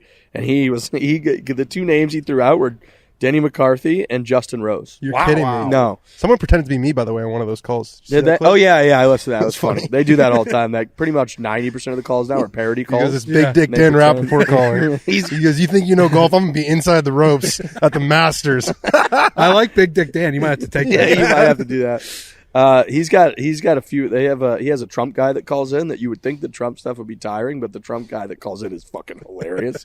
So it's like almost parody calls. But they do get, and he gave Justin Rose and Denny McCarthy. Denny McCarthy is currently in third, and Justin Rose winning the tournament. Justin Rose is now working with Mark Blackburn, who is Max Really? Homa's coach. I was talking to Mark, and it's an interesting little story. So Phil Kenyon, who's a putting coach, did Mark a favor by seeing Max. You'd think that Max Homa would be able to go see this guy Phil Kenyon whenever he wants, but these coaches are like super busy. They have a full slate. So he's like, "Trust me, this kid Max is going to be really, really good." Max and Phil have been working together for a while now. Max is obviously on top of the world. So Phil, who works with Justin Rose, called Mark back and said, I did you a favor. I need you to do me a favor and see Justin Rose a little bit. He's been seeing Justin Rose, and it's the progress is starting Seems like to it's show. working. Rudy from Barstool was here at the driving range at the Wmpo scramble that we have going on right now. And I was standing behind him. He really doesn't golf that much. He golfs on like bachelor parties with his buddies, and like he can kind of get the ball off the tee. And he had a 7-iron in his hand. I was just like standing behind him, giving him like 1 or 2 tips. And when he flushed one, he looked back. He's like, "Now I know why like golf coaches like make so much money and are able to like do this, because like you just gave me 1 tip, and now I'm gonna be searching for that like feeling." It's like, and it's actually cool for like being on that side, being like, you see how that just worked? Yeah. Now you're hitting it better. It's such a cool, easy thing, like just to tell someone. It how must to be do really it. satisfying. So satisfying. I always panic that I'm just not qualified. Like, what am I Right. going to tell Yeah, this there's person? always that awkward moment. You're like, "Oh, why don't you try taking it inside?" And they hit a dribbler, and you're like, "Ooh." Yeah, I'm like, well, just like use your hips like I saw in this YouTube video. Yeah, And I'm I've like, always what? been a better explainer of what to do. Like I'm a more better like teacher than I am student. I've always felt like that, like with drums and everything. Like I can tell someone how to do something better than I can like conceptualize in my own brain. You know what I mean? You should Like be a golf coach. no. It worked for Rudy. I was there. I was watching it. You it were was- like, you were giving him a couple things. We were And it doing the worked. abbreviated follow through, and he was like finally compressing the ball. He's like, I've never felt it come off the club face like that. He's only just like bladed balls, and like when you do that, when you do that, and I just took that from another coach. Like you just course. take all these things. Yeah, It was cool. I'm reading this email from Dave about the Barstool Scottsdale bar. Yeah. Wants people to go, yep. and he wants not only us to go, but other people to go and highlight that they're there. You guys were there for the first time. Yeah, it's good. Isn't it awesome? It's great. They did a fantastic They job. really at the did. Barstool Beautiful Scottsdale place. bar. Like the inside's beautiful. I've Yep. been to the only one I haven't been to, I think, is the Philly one. Yeah, same. So I've been to Chicago one, and now This I've one's been huge. This one is huge. It was cool. We Yeah, had, it's we had a bunch of food. really good chicken tenders, The wings were outrageous. really The good fries. the fries. We dude. ordered too many fries, but they were really good. So- We got a party there, don't we? Thursday night, we got a Yeah. 4-play party there. We got the cheat codes. Oh yeah, I don't know who that is. I don't know who it People is, are making but- fun of me for not knowing who that is. Apparently, they're pretty legit. Bush, you know who that is? EDM. Yeah. A bunch Bush of people. knows. Seems like Brendan knows. People were responding to me, being like, "Oh my god, I getting can't old. believe you're going to see them." And I was like, "Yeah." Here's what happened with the fries. We sat down, first time ever at the Barstool Bar in Scottsdale. Really cool place. A bunch of Barstool fans were there. Obviously, it's like the place to be right now. It's called Barstool. Barstool, Scottsdale, yeah. And Checks out. we go upstairs, and we had, the waitress was super nice. She just like comes over, gives us the menu. We see on the menu that you can order food that comes with fries, but then also in the appetizer side, it said Shoestring. shoestring fries. Now, when you kind of highlight that, I think that might be a new fry as opposed to the fry that comes with like the wings and the sandwich. So I love those kind of fries. we love those kind of fries. We love that Skinny, with crispy. give me an aioli, give me a ketchup, give me all that stuff. So I'm ordering wings. It does not come with fries. So I'm like, can I have a side of shoestring fries? Yes. Trent orders a chicken tender platter that comes with fries. Okay. And he goes, can I also have side of shoestring fries? A lot of fries. So now we've guys got, pockets and filled she's with like, fries she goes, right that's now? a lot of fries. And we're like, well, we want the shoestring fries. And then And I'm thinking in my head, she's underestimating how much I love fries. Right. Gotcha. She doesn't know me. We just met. But I love these fries, especially if they're the thin, crispy ones, which it sounds like they are. turns out she comes out and they're all the same fry. Yeah. And we have plates and plates of fries. We had 3 full plates of fries for 2 people. We did not eat all of them. No, I ate a lot of fries and it didn't do much. We told her, we're like, you knew it was too many fries. We told her she was right because she was. She's like, I knew, but I just brought them Where out do you guys anyway. think McDonald's fries rank? Good. Really good. Okay, I agree. Yeah, but you have to eat them right away, I think. They've got to be fresh. Yeah. Agreed with that. You know When what's they're hot. great is, so if you order McDonald's, which I do to my apartment pretty frequently, if you get them and they don't travel well, Air fryer? air fryer. Yeah, I've heard that. Throw them in the air fryer heard and they that. get crispy and hot, and it's great. Wow. That's air fryer for fries. It's worth it. It's a good tip. Yeah. I'm gonna take that And one. then when you go to In-N-Out, you ask for the fries to be well done and they're crispy. Yeah, those really don't tip, travel too. well. Those I might can do get that really this week, soggy. Actually, I Well might put those done. in there. Ooh, we should get In-N-Out today. Okay. Not a bad call. I All haven't right, had a burger in a while. we're gonna throw it to this interview with Taylor Montgomery, who Dan sat down with, who's been buzzing, had a great start to the year, right? Great start to the year. Cool backstory. I think he's 51st in the world already. He's like definitely having the best season of all the rookies. People are going to like him. I wonder when the last time Rory McIlroy played in the Phoenix Open was. He played, I want to say 2 years ago or 3 years ago. Remember they used to have that rule where you had to play a new event, And he did it. and he did Yeah, it. so that's probably the only time in the last decade that he's played Correct. in it. Correct. Unreal. Yeah. That's a big name. Hell yeah. Roy fucking McIlroy. Hell is yeah. here Only playing. thing missing this week is Tiger. Yeah. Tiger being here would be. Started seeing the TW accounts were starting to tweet out some whispers that he might play in the Genesis. I've been trying. I'm Nothing? just not getting anything I back. like that we got nothing. I like that nobody's got anything on that. Yeah. Same. He probably doesn't even know. which I is would bet he incredible. doesn't know. I bet he doesn't know. I'm thinking Players Championship. It's also we see. like I think he really wants to play next week because it's the foundation and it's his event, and he'll definitely be there whether he plays or not. But do you think it kind of? Well, he's going to be there. It just kind of kicks up everything. It's going to kick up everything anyway. You know what I mean? Yeah. Kind of a sore spot on the calendar. Yeah. But he's going to be there. I don't know. I don't think he's going to play. I don't think But so. then again, we said that a week before the Masters last year. We were like, no way he's going to play. Then he fucking played. True. He shot under par in the first I round. think this plantar fasciitis is a serious problem, unfortunately. The what? The one that the plantar Oh, the new thing? fasciitis that took him out of the Hero. I think it's just like sort of a unavoidable result of his leg. You know what I mean? Yeah. Yeah. Like I don't know that that's going to improve that much to the point where he can play, without it flaring up. I don't know. Speaking of him, Joey LaCava might be my favorite person on the planet. We were talking about the Bo Horvat trade for the Islanders when it happened, and he just texted me now. You got that extension you wanted. I'm heading to MSG tonight. Enjoy the week and nice job with that national anthem. Just an outrageous text. Wow. from Joey. You saw that Tiger. already? Yeah, Tiger That's with nice. his caddy. That's really nice. The Son's best, man. on tour now too. Oh yeah, so who's he caddying He's caddying for for? Brandon Hagee. Really? Come on. Yeah. I didn't know that. Yeah. His son's legit caddy. I mean, he was working out of Wingfoot Wingfoot. forever, for a while. right? Mm-hmm. Then obviously we always see him at the Charlie Woods. the PNC. Yeah. Wow, good for him. Yeah. Joey Family Jr. business, baby. That's Family cool. business. Good for him. That's great. Those guys, too, that are really good at that are cool and live a great life. I think. Yeah, You think he takes stuff from his dad, like to Definitely. see how he does it? definitely. Yeah. I would say he definitely does. Yeah. Do you think I his just didn't know if dad he had, ever like- makes him caddy for him as like a training session? No, if we know Joey, we know that he definitely does not do that. Like he's just Joey's just Joey, man. Yeah, that'd be great. Because I know like my boy Thomas, who caddied for us when we defeated Kevin Kesner at Pinehurst number 2. Yeah. He is like they work for a caddy company that they consult. They have a bunch of different. They run the programs at a bunch of different resorts. And he's going out, I think, next month for like 3 weeks to do training at Pebble Beach for No new way. caddies. And that training is he plays and guys caddy for him. Really? That's what the training is. Isn't it awesome? He That kind is of walks cool. them through like, hey, here's what you would do here. Here's how you should do that. That's literally like how they train them. Isn't that unreal? He's nice. like he approaches the ball. He's like, so you're standing there. You should not be standing there. Get out of my nice fucking way. read. Yeah. So I missed that putt. That's on you. So, yeah, he's like, so somebody might yell at you like this. He's all rattled. Yeah.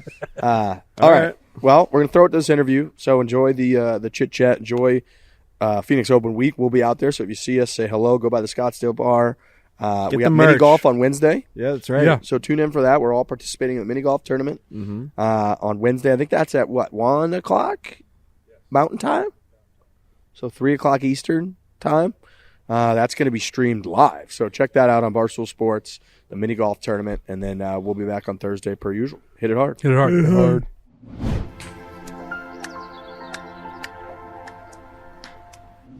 This show is sponsored by BetterHelp. When you're at your best, you can do great things, but sometimes life gets you bogged down and you may feel overwhelmed or like you're not showing up in the way that you want to. BetterHelp's amazing. If you think about it a lot, we don't put enough emphasis on, mental health, health of the brain, actually working towards what's going on up in your head. Whereas if you're going to try to get healthier, we've spoken a lot about fitness and Whoop and Peloton, all kinds of different stuff. If you're trying to improve your golf swing, you go work on muscle memory. If you're trying to improve just like how you feel and think through things and your emotional state, matching up with work, with family, with all that on a daily basis, you should work on your brain. Right. We get so busy. We're traveling here and there, and we do talk about fitness. Like, boy, we should be working out. Like, you play pickleball when you get off the plane. Like, you feel so much better. We should be prioritizing our mental health the same way, because everyone's so busy and you're taking in so much stimuli just all the time that you just got to just take a break, chill out, and work on it. Working with a therapist can help you get closer to the best version of you. If you're thinking of giving therapy a try, BetterHelp is a great option. It's convenient, flexible, affordable, and it's entirely online. Just fill out a brief questionnaire to get matched with a licensed therapist and switch therapists anytime for no additional charge. If you want to live a more empowered life, therapy can get you there with BetterHelp. Visit BetterHelp.com/Fore today to get 10% off your first month. That's BetterHelp, HELP.com/Fore, BetterHelp.com/Fore.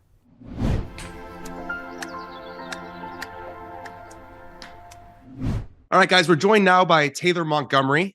He's a rookie on the PGA Tour. He's off to just an awesome start. I think you've played 10 events. You haven't missed a cut yet. You've got 4 top 10s and 8 top 25s and 10 starts. So you're flying. Are you surprised a little bit at how quickly the success is translated? A little bit, just because I don't know any of the golf courses, and that obviously makes it a lot harder. But I've been putting in a lot of work in the practice rounds, just trying to get to know the course. And there's been a couple events where I know the golf course, like Torrey Pines, and obviously here in Vegas, know that golf course. But other than that, it's been kind of feels like a rookie season. Totally. Yeah, you mentioned Vegas, and I want to get into your backstory, because we were talking about this a little bit before we started recording, that you've got some stories and some tales that I think people are really going to enjoy hearing. So talk to me about your upbringing. I understand you have a pretty extensive history at Shadow Creek, of all places. Yeah, so my dad started off as a caddy. He played golf here at UNLV, and that's how he kind of got into Shadow Creek. And he started off as a caddy and then worked his way up. He was the director of golf, and then probably 8-9 years ago became the GM. But he's been out there ever since it opened. And I tell everybody, if it wasn't for that place and my dad, I would have never played golf. I was more into basketball and football and stuff like that. So that's definitely the only reason that you see me playing golf, are those two things. Shadow Creek, for people who don't know, is a wild place. It's the best golf course in Vegas. It's like $1,000 to play. I would imagine that being there for so much of your childhood and working there, that you've seen some money change hands. I would imagine that people play for a lot out there. Oh yeah, you see some crazy things. The poker guys, in my opinion, were the craziest. So those guys live in Vegas. They're gamblers for a living. I mean, well, yeah, and one day they're super rich, and then the next they're just dirt poor, and you just get to watch the ups and downs of their life. And I mean, like they say, there's no gamble, no future. Is there any one gambler? I feel like I saw something about Phil Ivey. You know, he kind of gave you a spin. What's the story there? So Phil Ivey, people look at him as one of the best poker players. Just super cool guy. He was coming out. He was making a lot of money off of full tilt poker when that whole thing was going on. And he played a guy throughout the day. And on the 9th hole, he asked if they wanted to press. And he ended up winning the hole, and he won $1 million. So $1 million on one golf hole. Well, I think it was 250,000 on this last hole, but he was down a lot. The overall figure ended up being $1 million. And so anyways, he goes, and this is how all those poker guys are. They go down there, and I don't know how he got the car. He got like this hot sports car from Mercedes. It was a SLR McLaren, like the very next day. Like, they finished and it was like dark. And then he shows up early the next morning in this car, and he's like, he hops out of the car, and it's my dad and I just walking up there. We could hear that car coming in from the front gate. Yeah, you like hear we those. knew it was something special.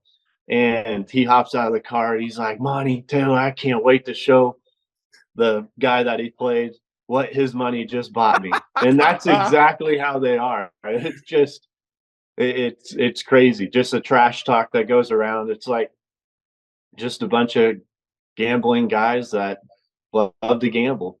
Are they even good players? Because you would assume that if you're playing for that much money, that it's hard to imagine guys kind of shooting 85 and playing for 250 grand. But maybe that's the case. I don't know.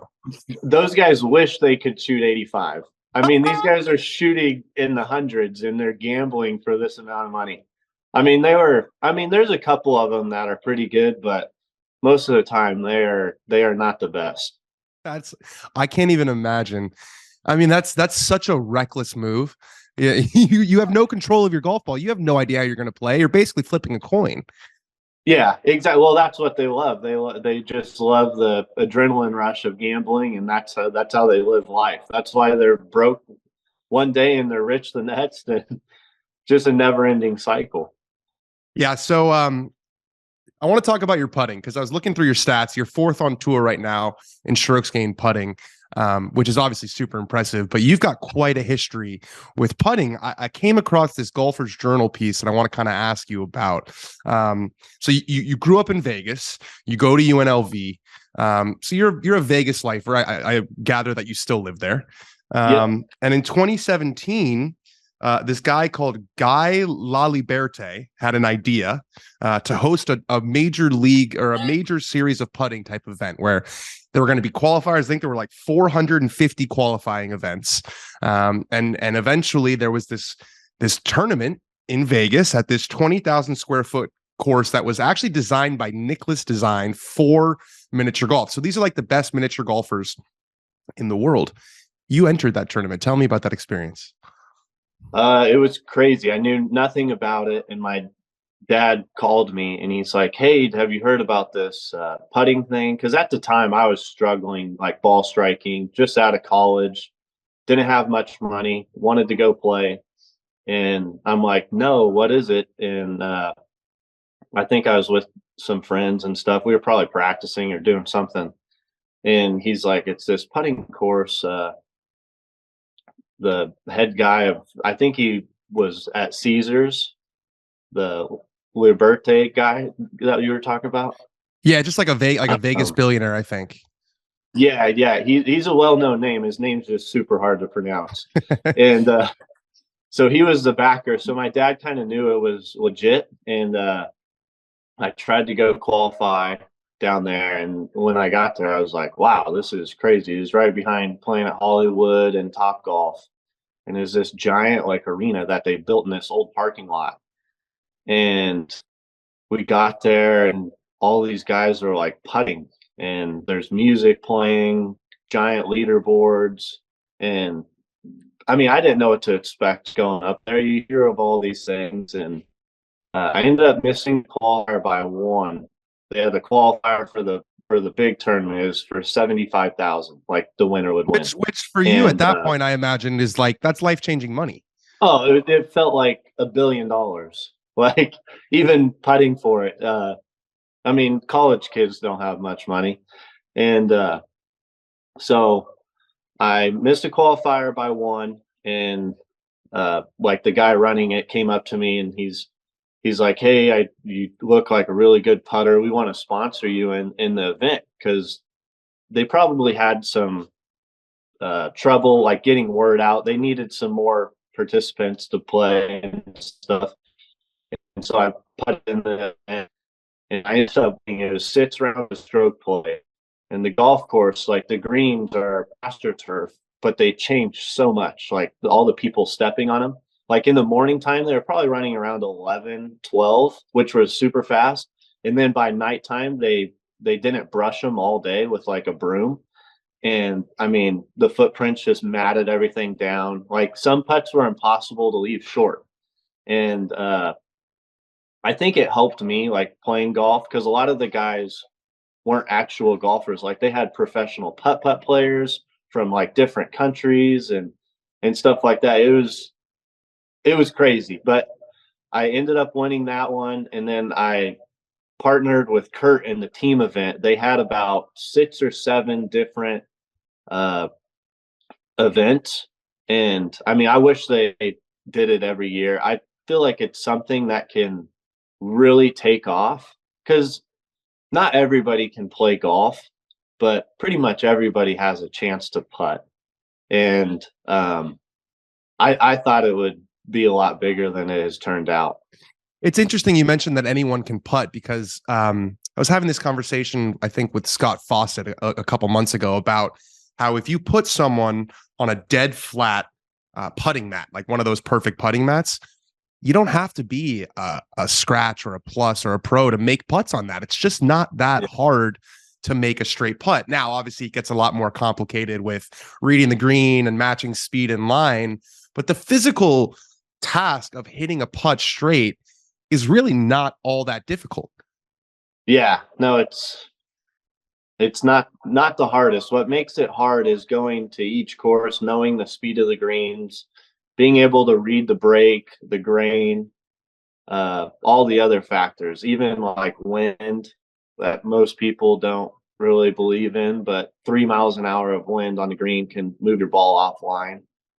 There's so many different little things that you kind of factor in, and then when you're over the ball, you try not to think about it too much and you just hit the putt. Do you, I was going to ask, do you have like a putting coach? I mean, you've been so good at this for so long. Is it just something sort of that you grew up doing and it's all feel? Do you use aim point? What's your putting process? No, I have, when I was younger, I always had a tough time. My face would get a little to the left, even if I felt like let's say I have a 10-foot straight putt and I would feel like my putter's lined up right in the center of the hole, and my putter was always a little to the left, like left edge, outside left of the hole. So I figured if I can just train my eyes to always have my putter, like if I was aiming center, it needs to be aim center, not left edge. And so I use those putting plates, and I use the Pell's putting device for forever. But the putting plates I've been using recently, and then after that, once you get your lines down from like 10 feet, then it comes down to all speed. And then I do a bunch of like little speed drills from each side of the hole, like downhill and uphill. And then other than that, it's nothing. I don't do anything else. It's not like I'm thinking about like technique or anything like that. Yeah, the guys who are the best with putting, I feel like, are not usually the guys who have a million thoughts rolling through your head. I remember I was talking to Denny McCarthy for a story I wrote because he was and still is one of the best putters in the world. And he was basically saying, like, I take pride in it, man. Like, I'm a grindy guy. I'm a grindy player, and I freaking grind on those greens. Like, it's not like I'm out there doing a math problem. It's just I focus in, I lock in, and I really try and tap into my hands and feel the speed. And the numbers don't lie. Denny's been up there, for the last 5 years or so. Yeah, exactly. And I think putting is a lot the work that you put in.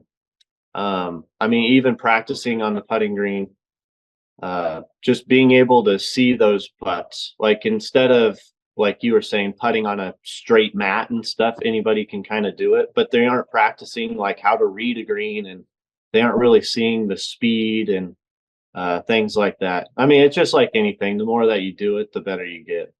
I want to go back to the major series of putting thing. You mentioned Kurt. So that's Kurt Kitayama, who's also now on the PGA Tour, another Vegas guy. Kurt's got an interesting background. Also, he played a bunch of years in Europe and found his way back here. But so you mentioned that someone sponsored you. So I would imagine they paid your entry fee. Did you have to, was there some sort of arrangement where you had to pay them part of the winnings? Yeah. So they gave me, so for that big tournament, the entry fee was $5,000. That's a ton of money, dude. For how many players are in that tournament? It was $5,000, and then I didn't buy myself into the tournament. So I was like, all right, I need to just. I told them I would take the 20% of whatever I won. So I did that, played the event and won. So I won 15,000. And then after that, we had probably 5 events left. I paid my way in. It was like 1,000 to 2,000 each event. Kurt and I ended up winning the team one, and I think I won like some other littler stroke play event that they had. But it was so much fun. Kurt and I have been buddies since the beginning of college. Him and I have always been competitive against each other. Video games, ping pong, basketball. I mean, you name it. We had a house that we rented, and I mean, the garage was just tore up. The walls, we had to replace the walls when we were done with the house. Him and I had some crazy battles. It's cool now that you're both, seeing each other on ranges and you guys kind of like give that head nod. You guys know what you've been through together. Oh yeah. Yeah. Him and I, we're going to team up for the Zurich this year. So Hell yeah. it'll be a lot of fun. I love that. Yeah. It'll be fun being on his team for once. Yeah, you guys have probably played a ton of matches against each other. Yeah, Vegas, you guys have a little bit of a squad out there. I know like David Lipsky lives out there and Colin's out there now. I know people know a lot about Jupiter and about Scottsdale, but sort of Dallas and Vegas are building some pretty solid squads. I would imagine that you can get some pretty competitive games when you're back at home. Yeah. Yeah, there's a bunch of guys. I mean, a lot of us that during the season, we come home and mainly just practice. I mean, we're playing so much on the road, but definitely when off season and stuff, we're still playing a bunch together, having some fun games. I played quite a bit with Kurt and David a little bit out at Shadow, and it's fun. You ever have one of these poker guys who are like, they just want to play against a PGA Tour player for a bunch of money? I'm sure that's gotta happen, right? And you just clean their clocks? Kurt and I have had Ben Lamb buy out a few times. meaning you're just working somebody and they tap mercy. Yeah, Ben Lamb's a poker player here in Vegas. He's a great guy. He's always been a good friend of mine. And I mean, we don't play for that much money, but it's fun. We had him buy out one day. Kurt and I, we played a team game against him and his buddy Rory.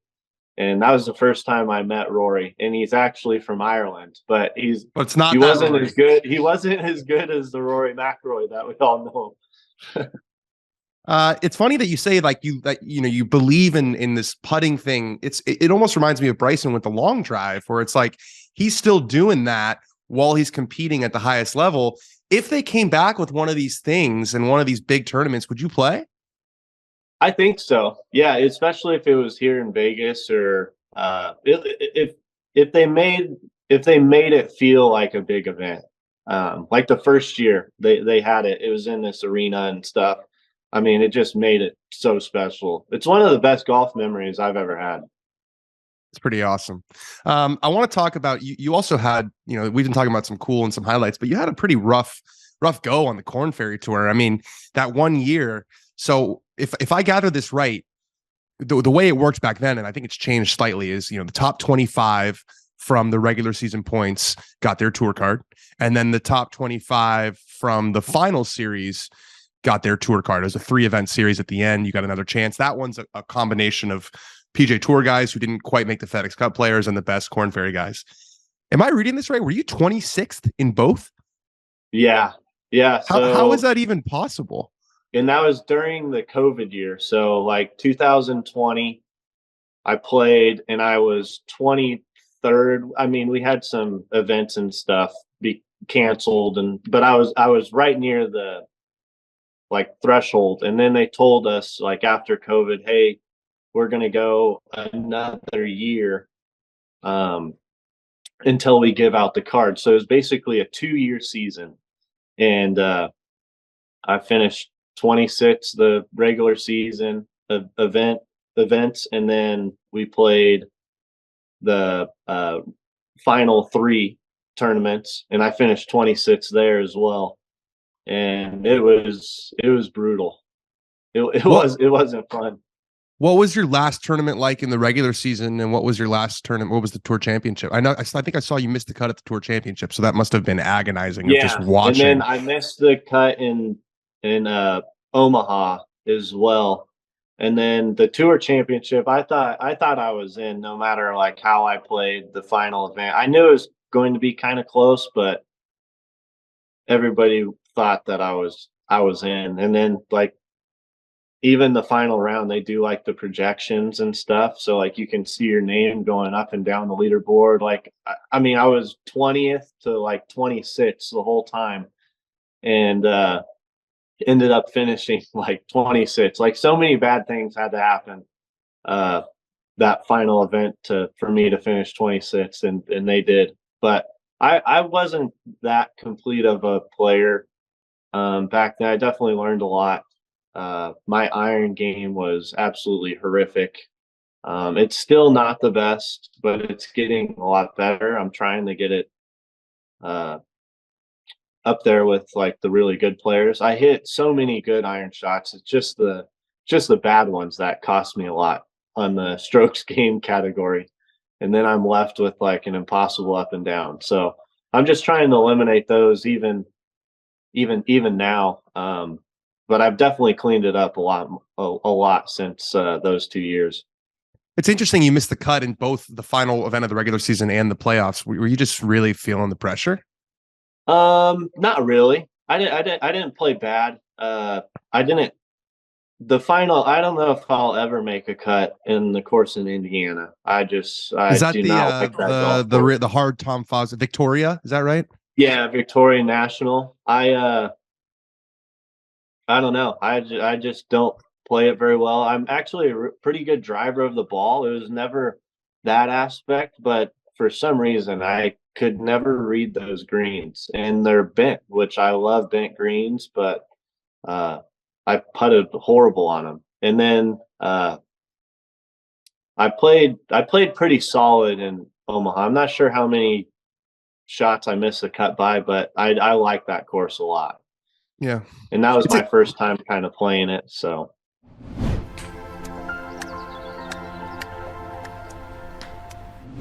Today's episode is brought to you by Simply Safe Home Security. Would you do everything it took to protect your family? Yep. Yes, of course you would. Simply Safe makes it easier to protect every inch of your home with advanced security tech powered by 24/7 professional monitoring. I mentioned on the show I was just in Pinehurst checking out the house.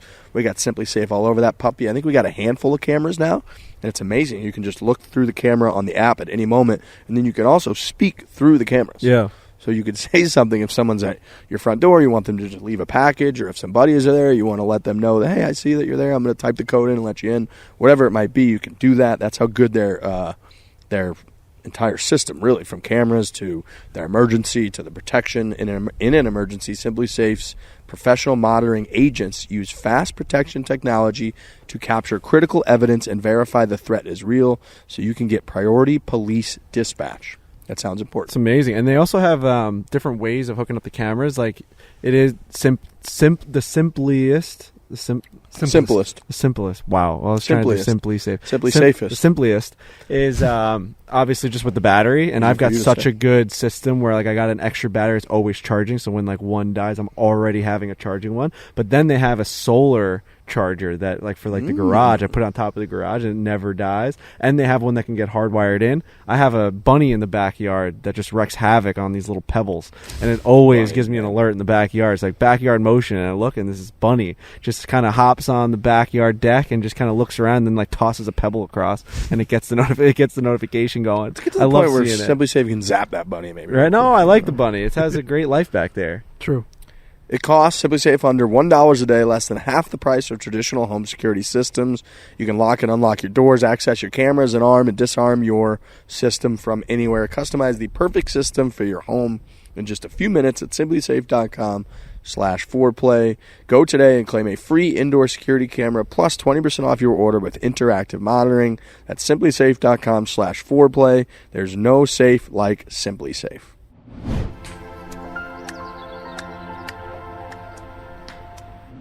I'm looking more at your numbers as you talk about your iron game, and I got to think you got to be pretty excited because right now you're 15th on tour in strokes gained overall, but you're 159th in strokes gained approach, and you don't see that very often. If you look at the top players in the world, most of them, Zalatoris, Rory, Morikawa, these guys, Justin Thomas, these guys are near the top in strokes gained approach. I think it's the one with the highest correlation between world ranking. So you have a long way to go, and you have a lot of room for improvement. Oh yeah, definitely. I think the strokes gained approach obviously is the one you can gain the most shots on, if that makes sense. Like even being a great putter, you can gain a lot of shots, but you can't gain too much. I mean, gaining a lot of shots would be probably like 6 for a tournament, 6, 7 on like the field. I mean, iron play, you see some guys like you can really lose a lot of shots with iron play, or you can really gain a lot of shots. And driver is the same way as putting. You can gain a lot of shots as well. Driver is very important, especially with like distance and stuff. But you're not going to lose a crazy amount of shots, especially on tour, because you're not playing a lot of golf courses where there's out of bounds right and left, and they have to have room for fans, and it makes the golf courses a little bigger. Even if you miss it in the rough, it's not as penalizing as somebody's backyard. Yeah, totally.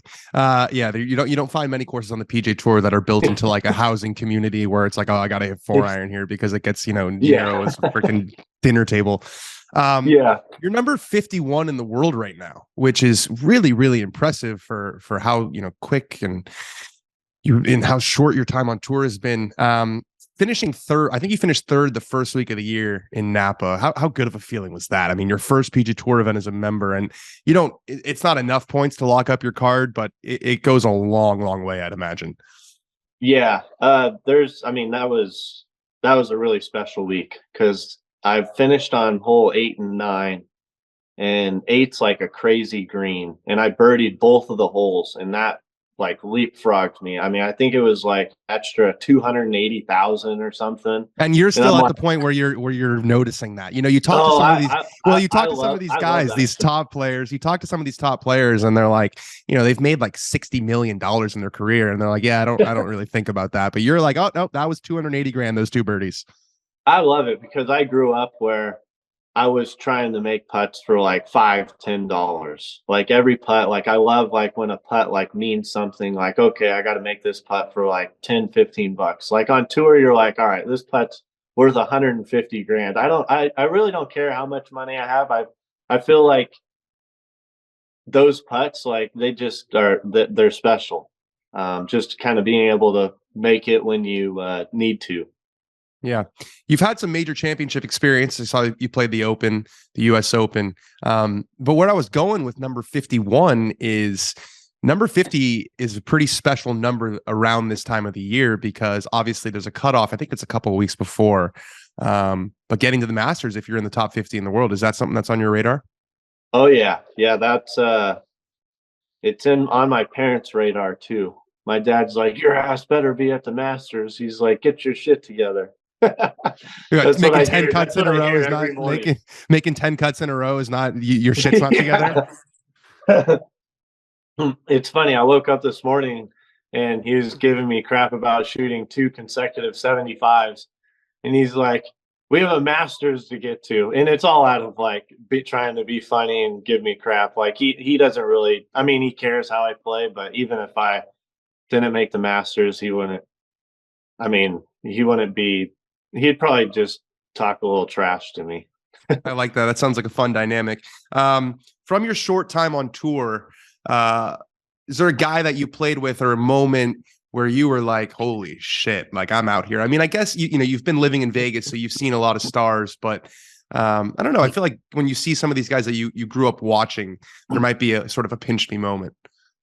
Yeah, I think last year playing with Justin Rose during the Farmers, and I played with him again this year. That guy is just like so pure and meticulous about everything that he does. And I really liked watching him play golf. I feel like it just makes you hit it better yourself. And then obviously I played CJ Cup this year, and there was hole 4 is this par 5 back right pin. everybody that played, they put the tee up. We all had 6 and 5 irons into the green. It was downwind, and the greens are concrete, and everybody else is hitting it probably 50 feet left. And then you would two putt, because if you go just over the green, it goes down into the water. There's a bunker up front. There's water all the way down the right side. Like, nobody is going for this pin.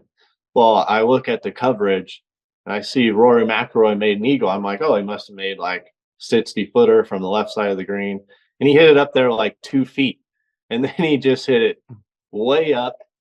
I think it was a 6 iron. And I mean, I don't care how high you hit it and how much spin you have. He still landed on the front of the green, and it got all the way back there. I was like, did he block it? But no, because he went for everything that week. And it was amazing, because what makes the tour so hard is they put these pins in hard locations to where if you do miss, it's not going to be good.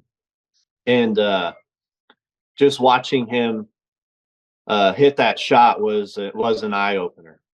Yeah, no, I remember an interview that I think it was Abraham Answer he did, and he was talking about he had just gotten his tour card, and he was in Napa in the event that you finished third in, and he's hitting balls on the range, and it's one of those cold Napa mornings where it's 50 degrees and it's wet on the ground, the ball's not going anywhere, and he's hitting his 5 iron out there, 188, 190.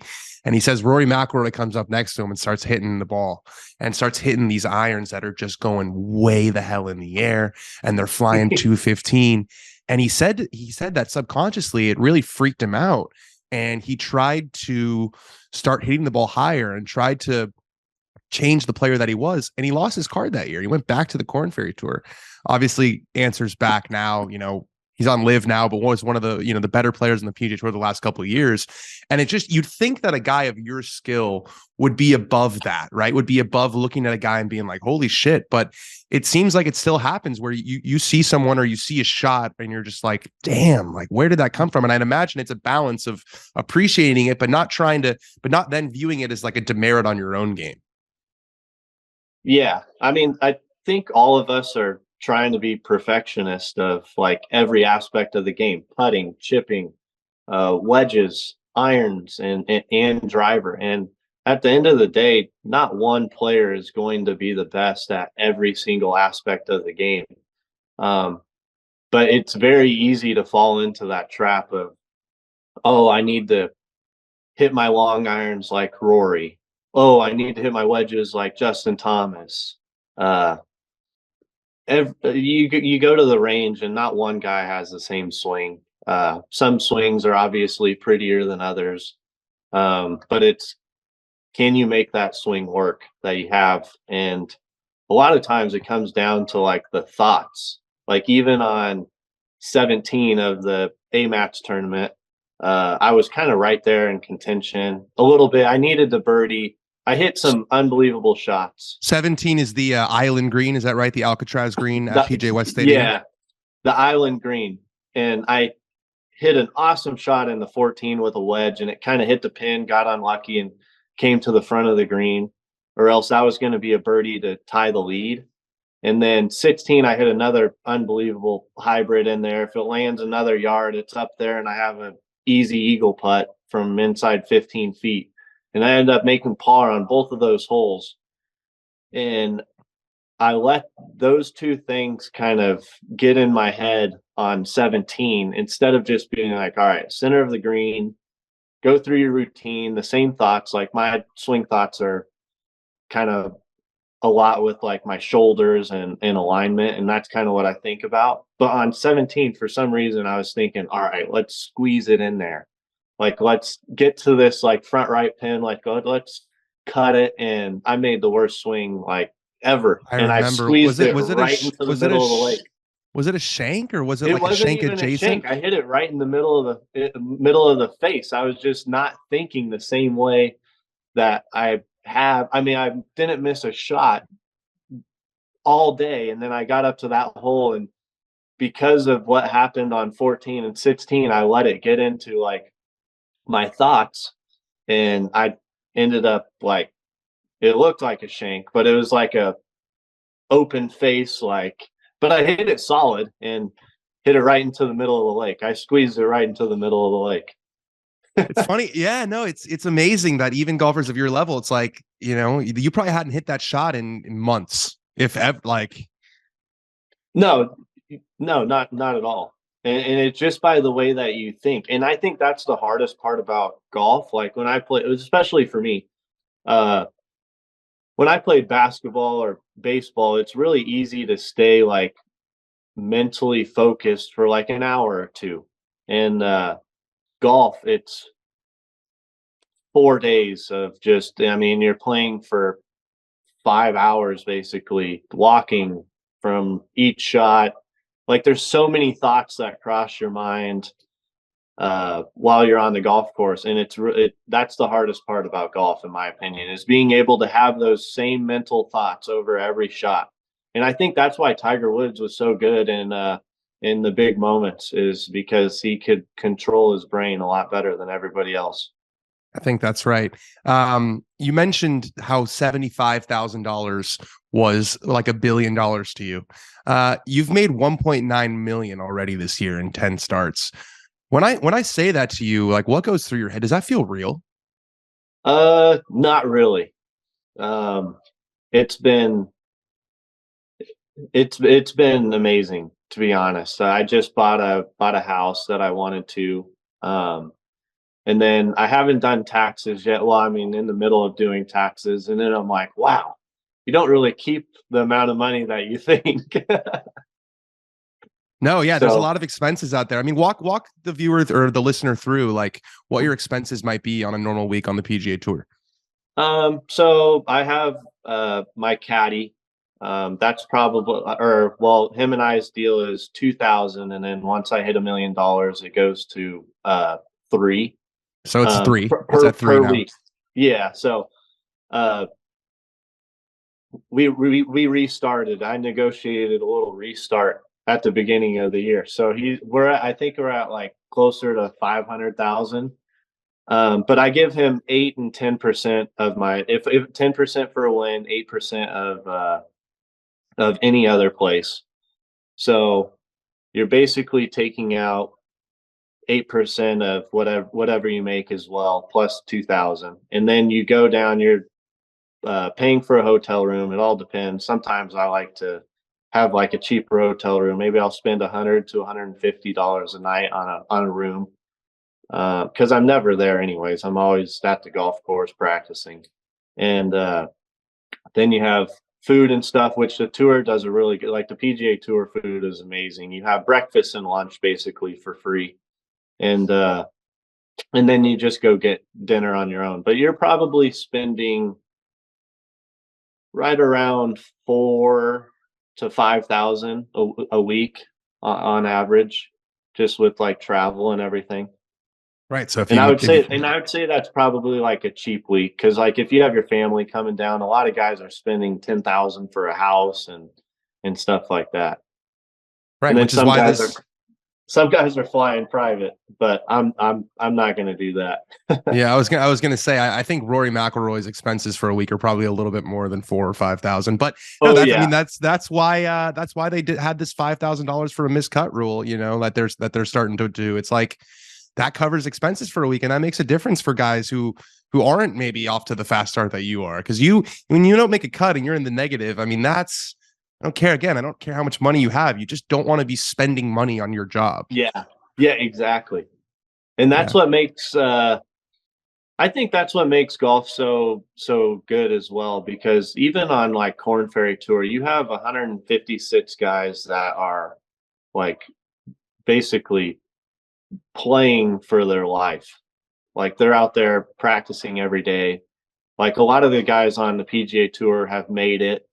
And there's a few that maybe that week they aren't practicing as hard.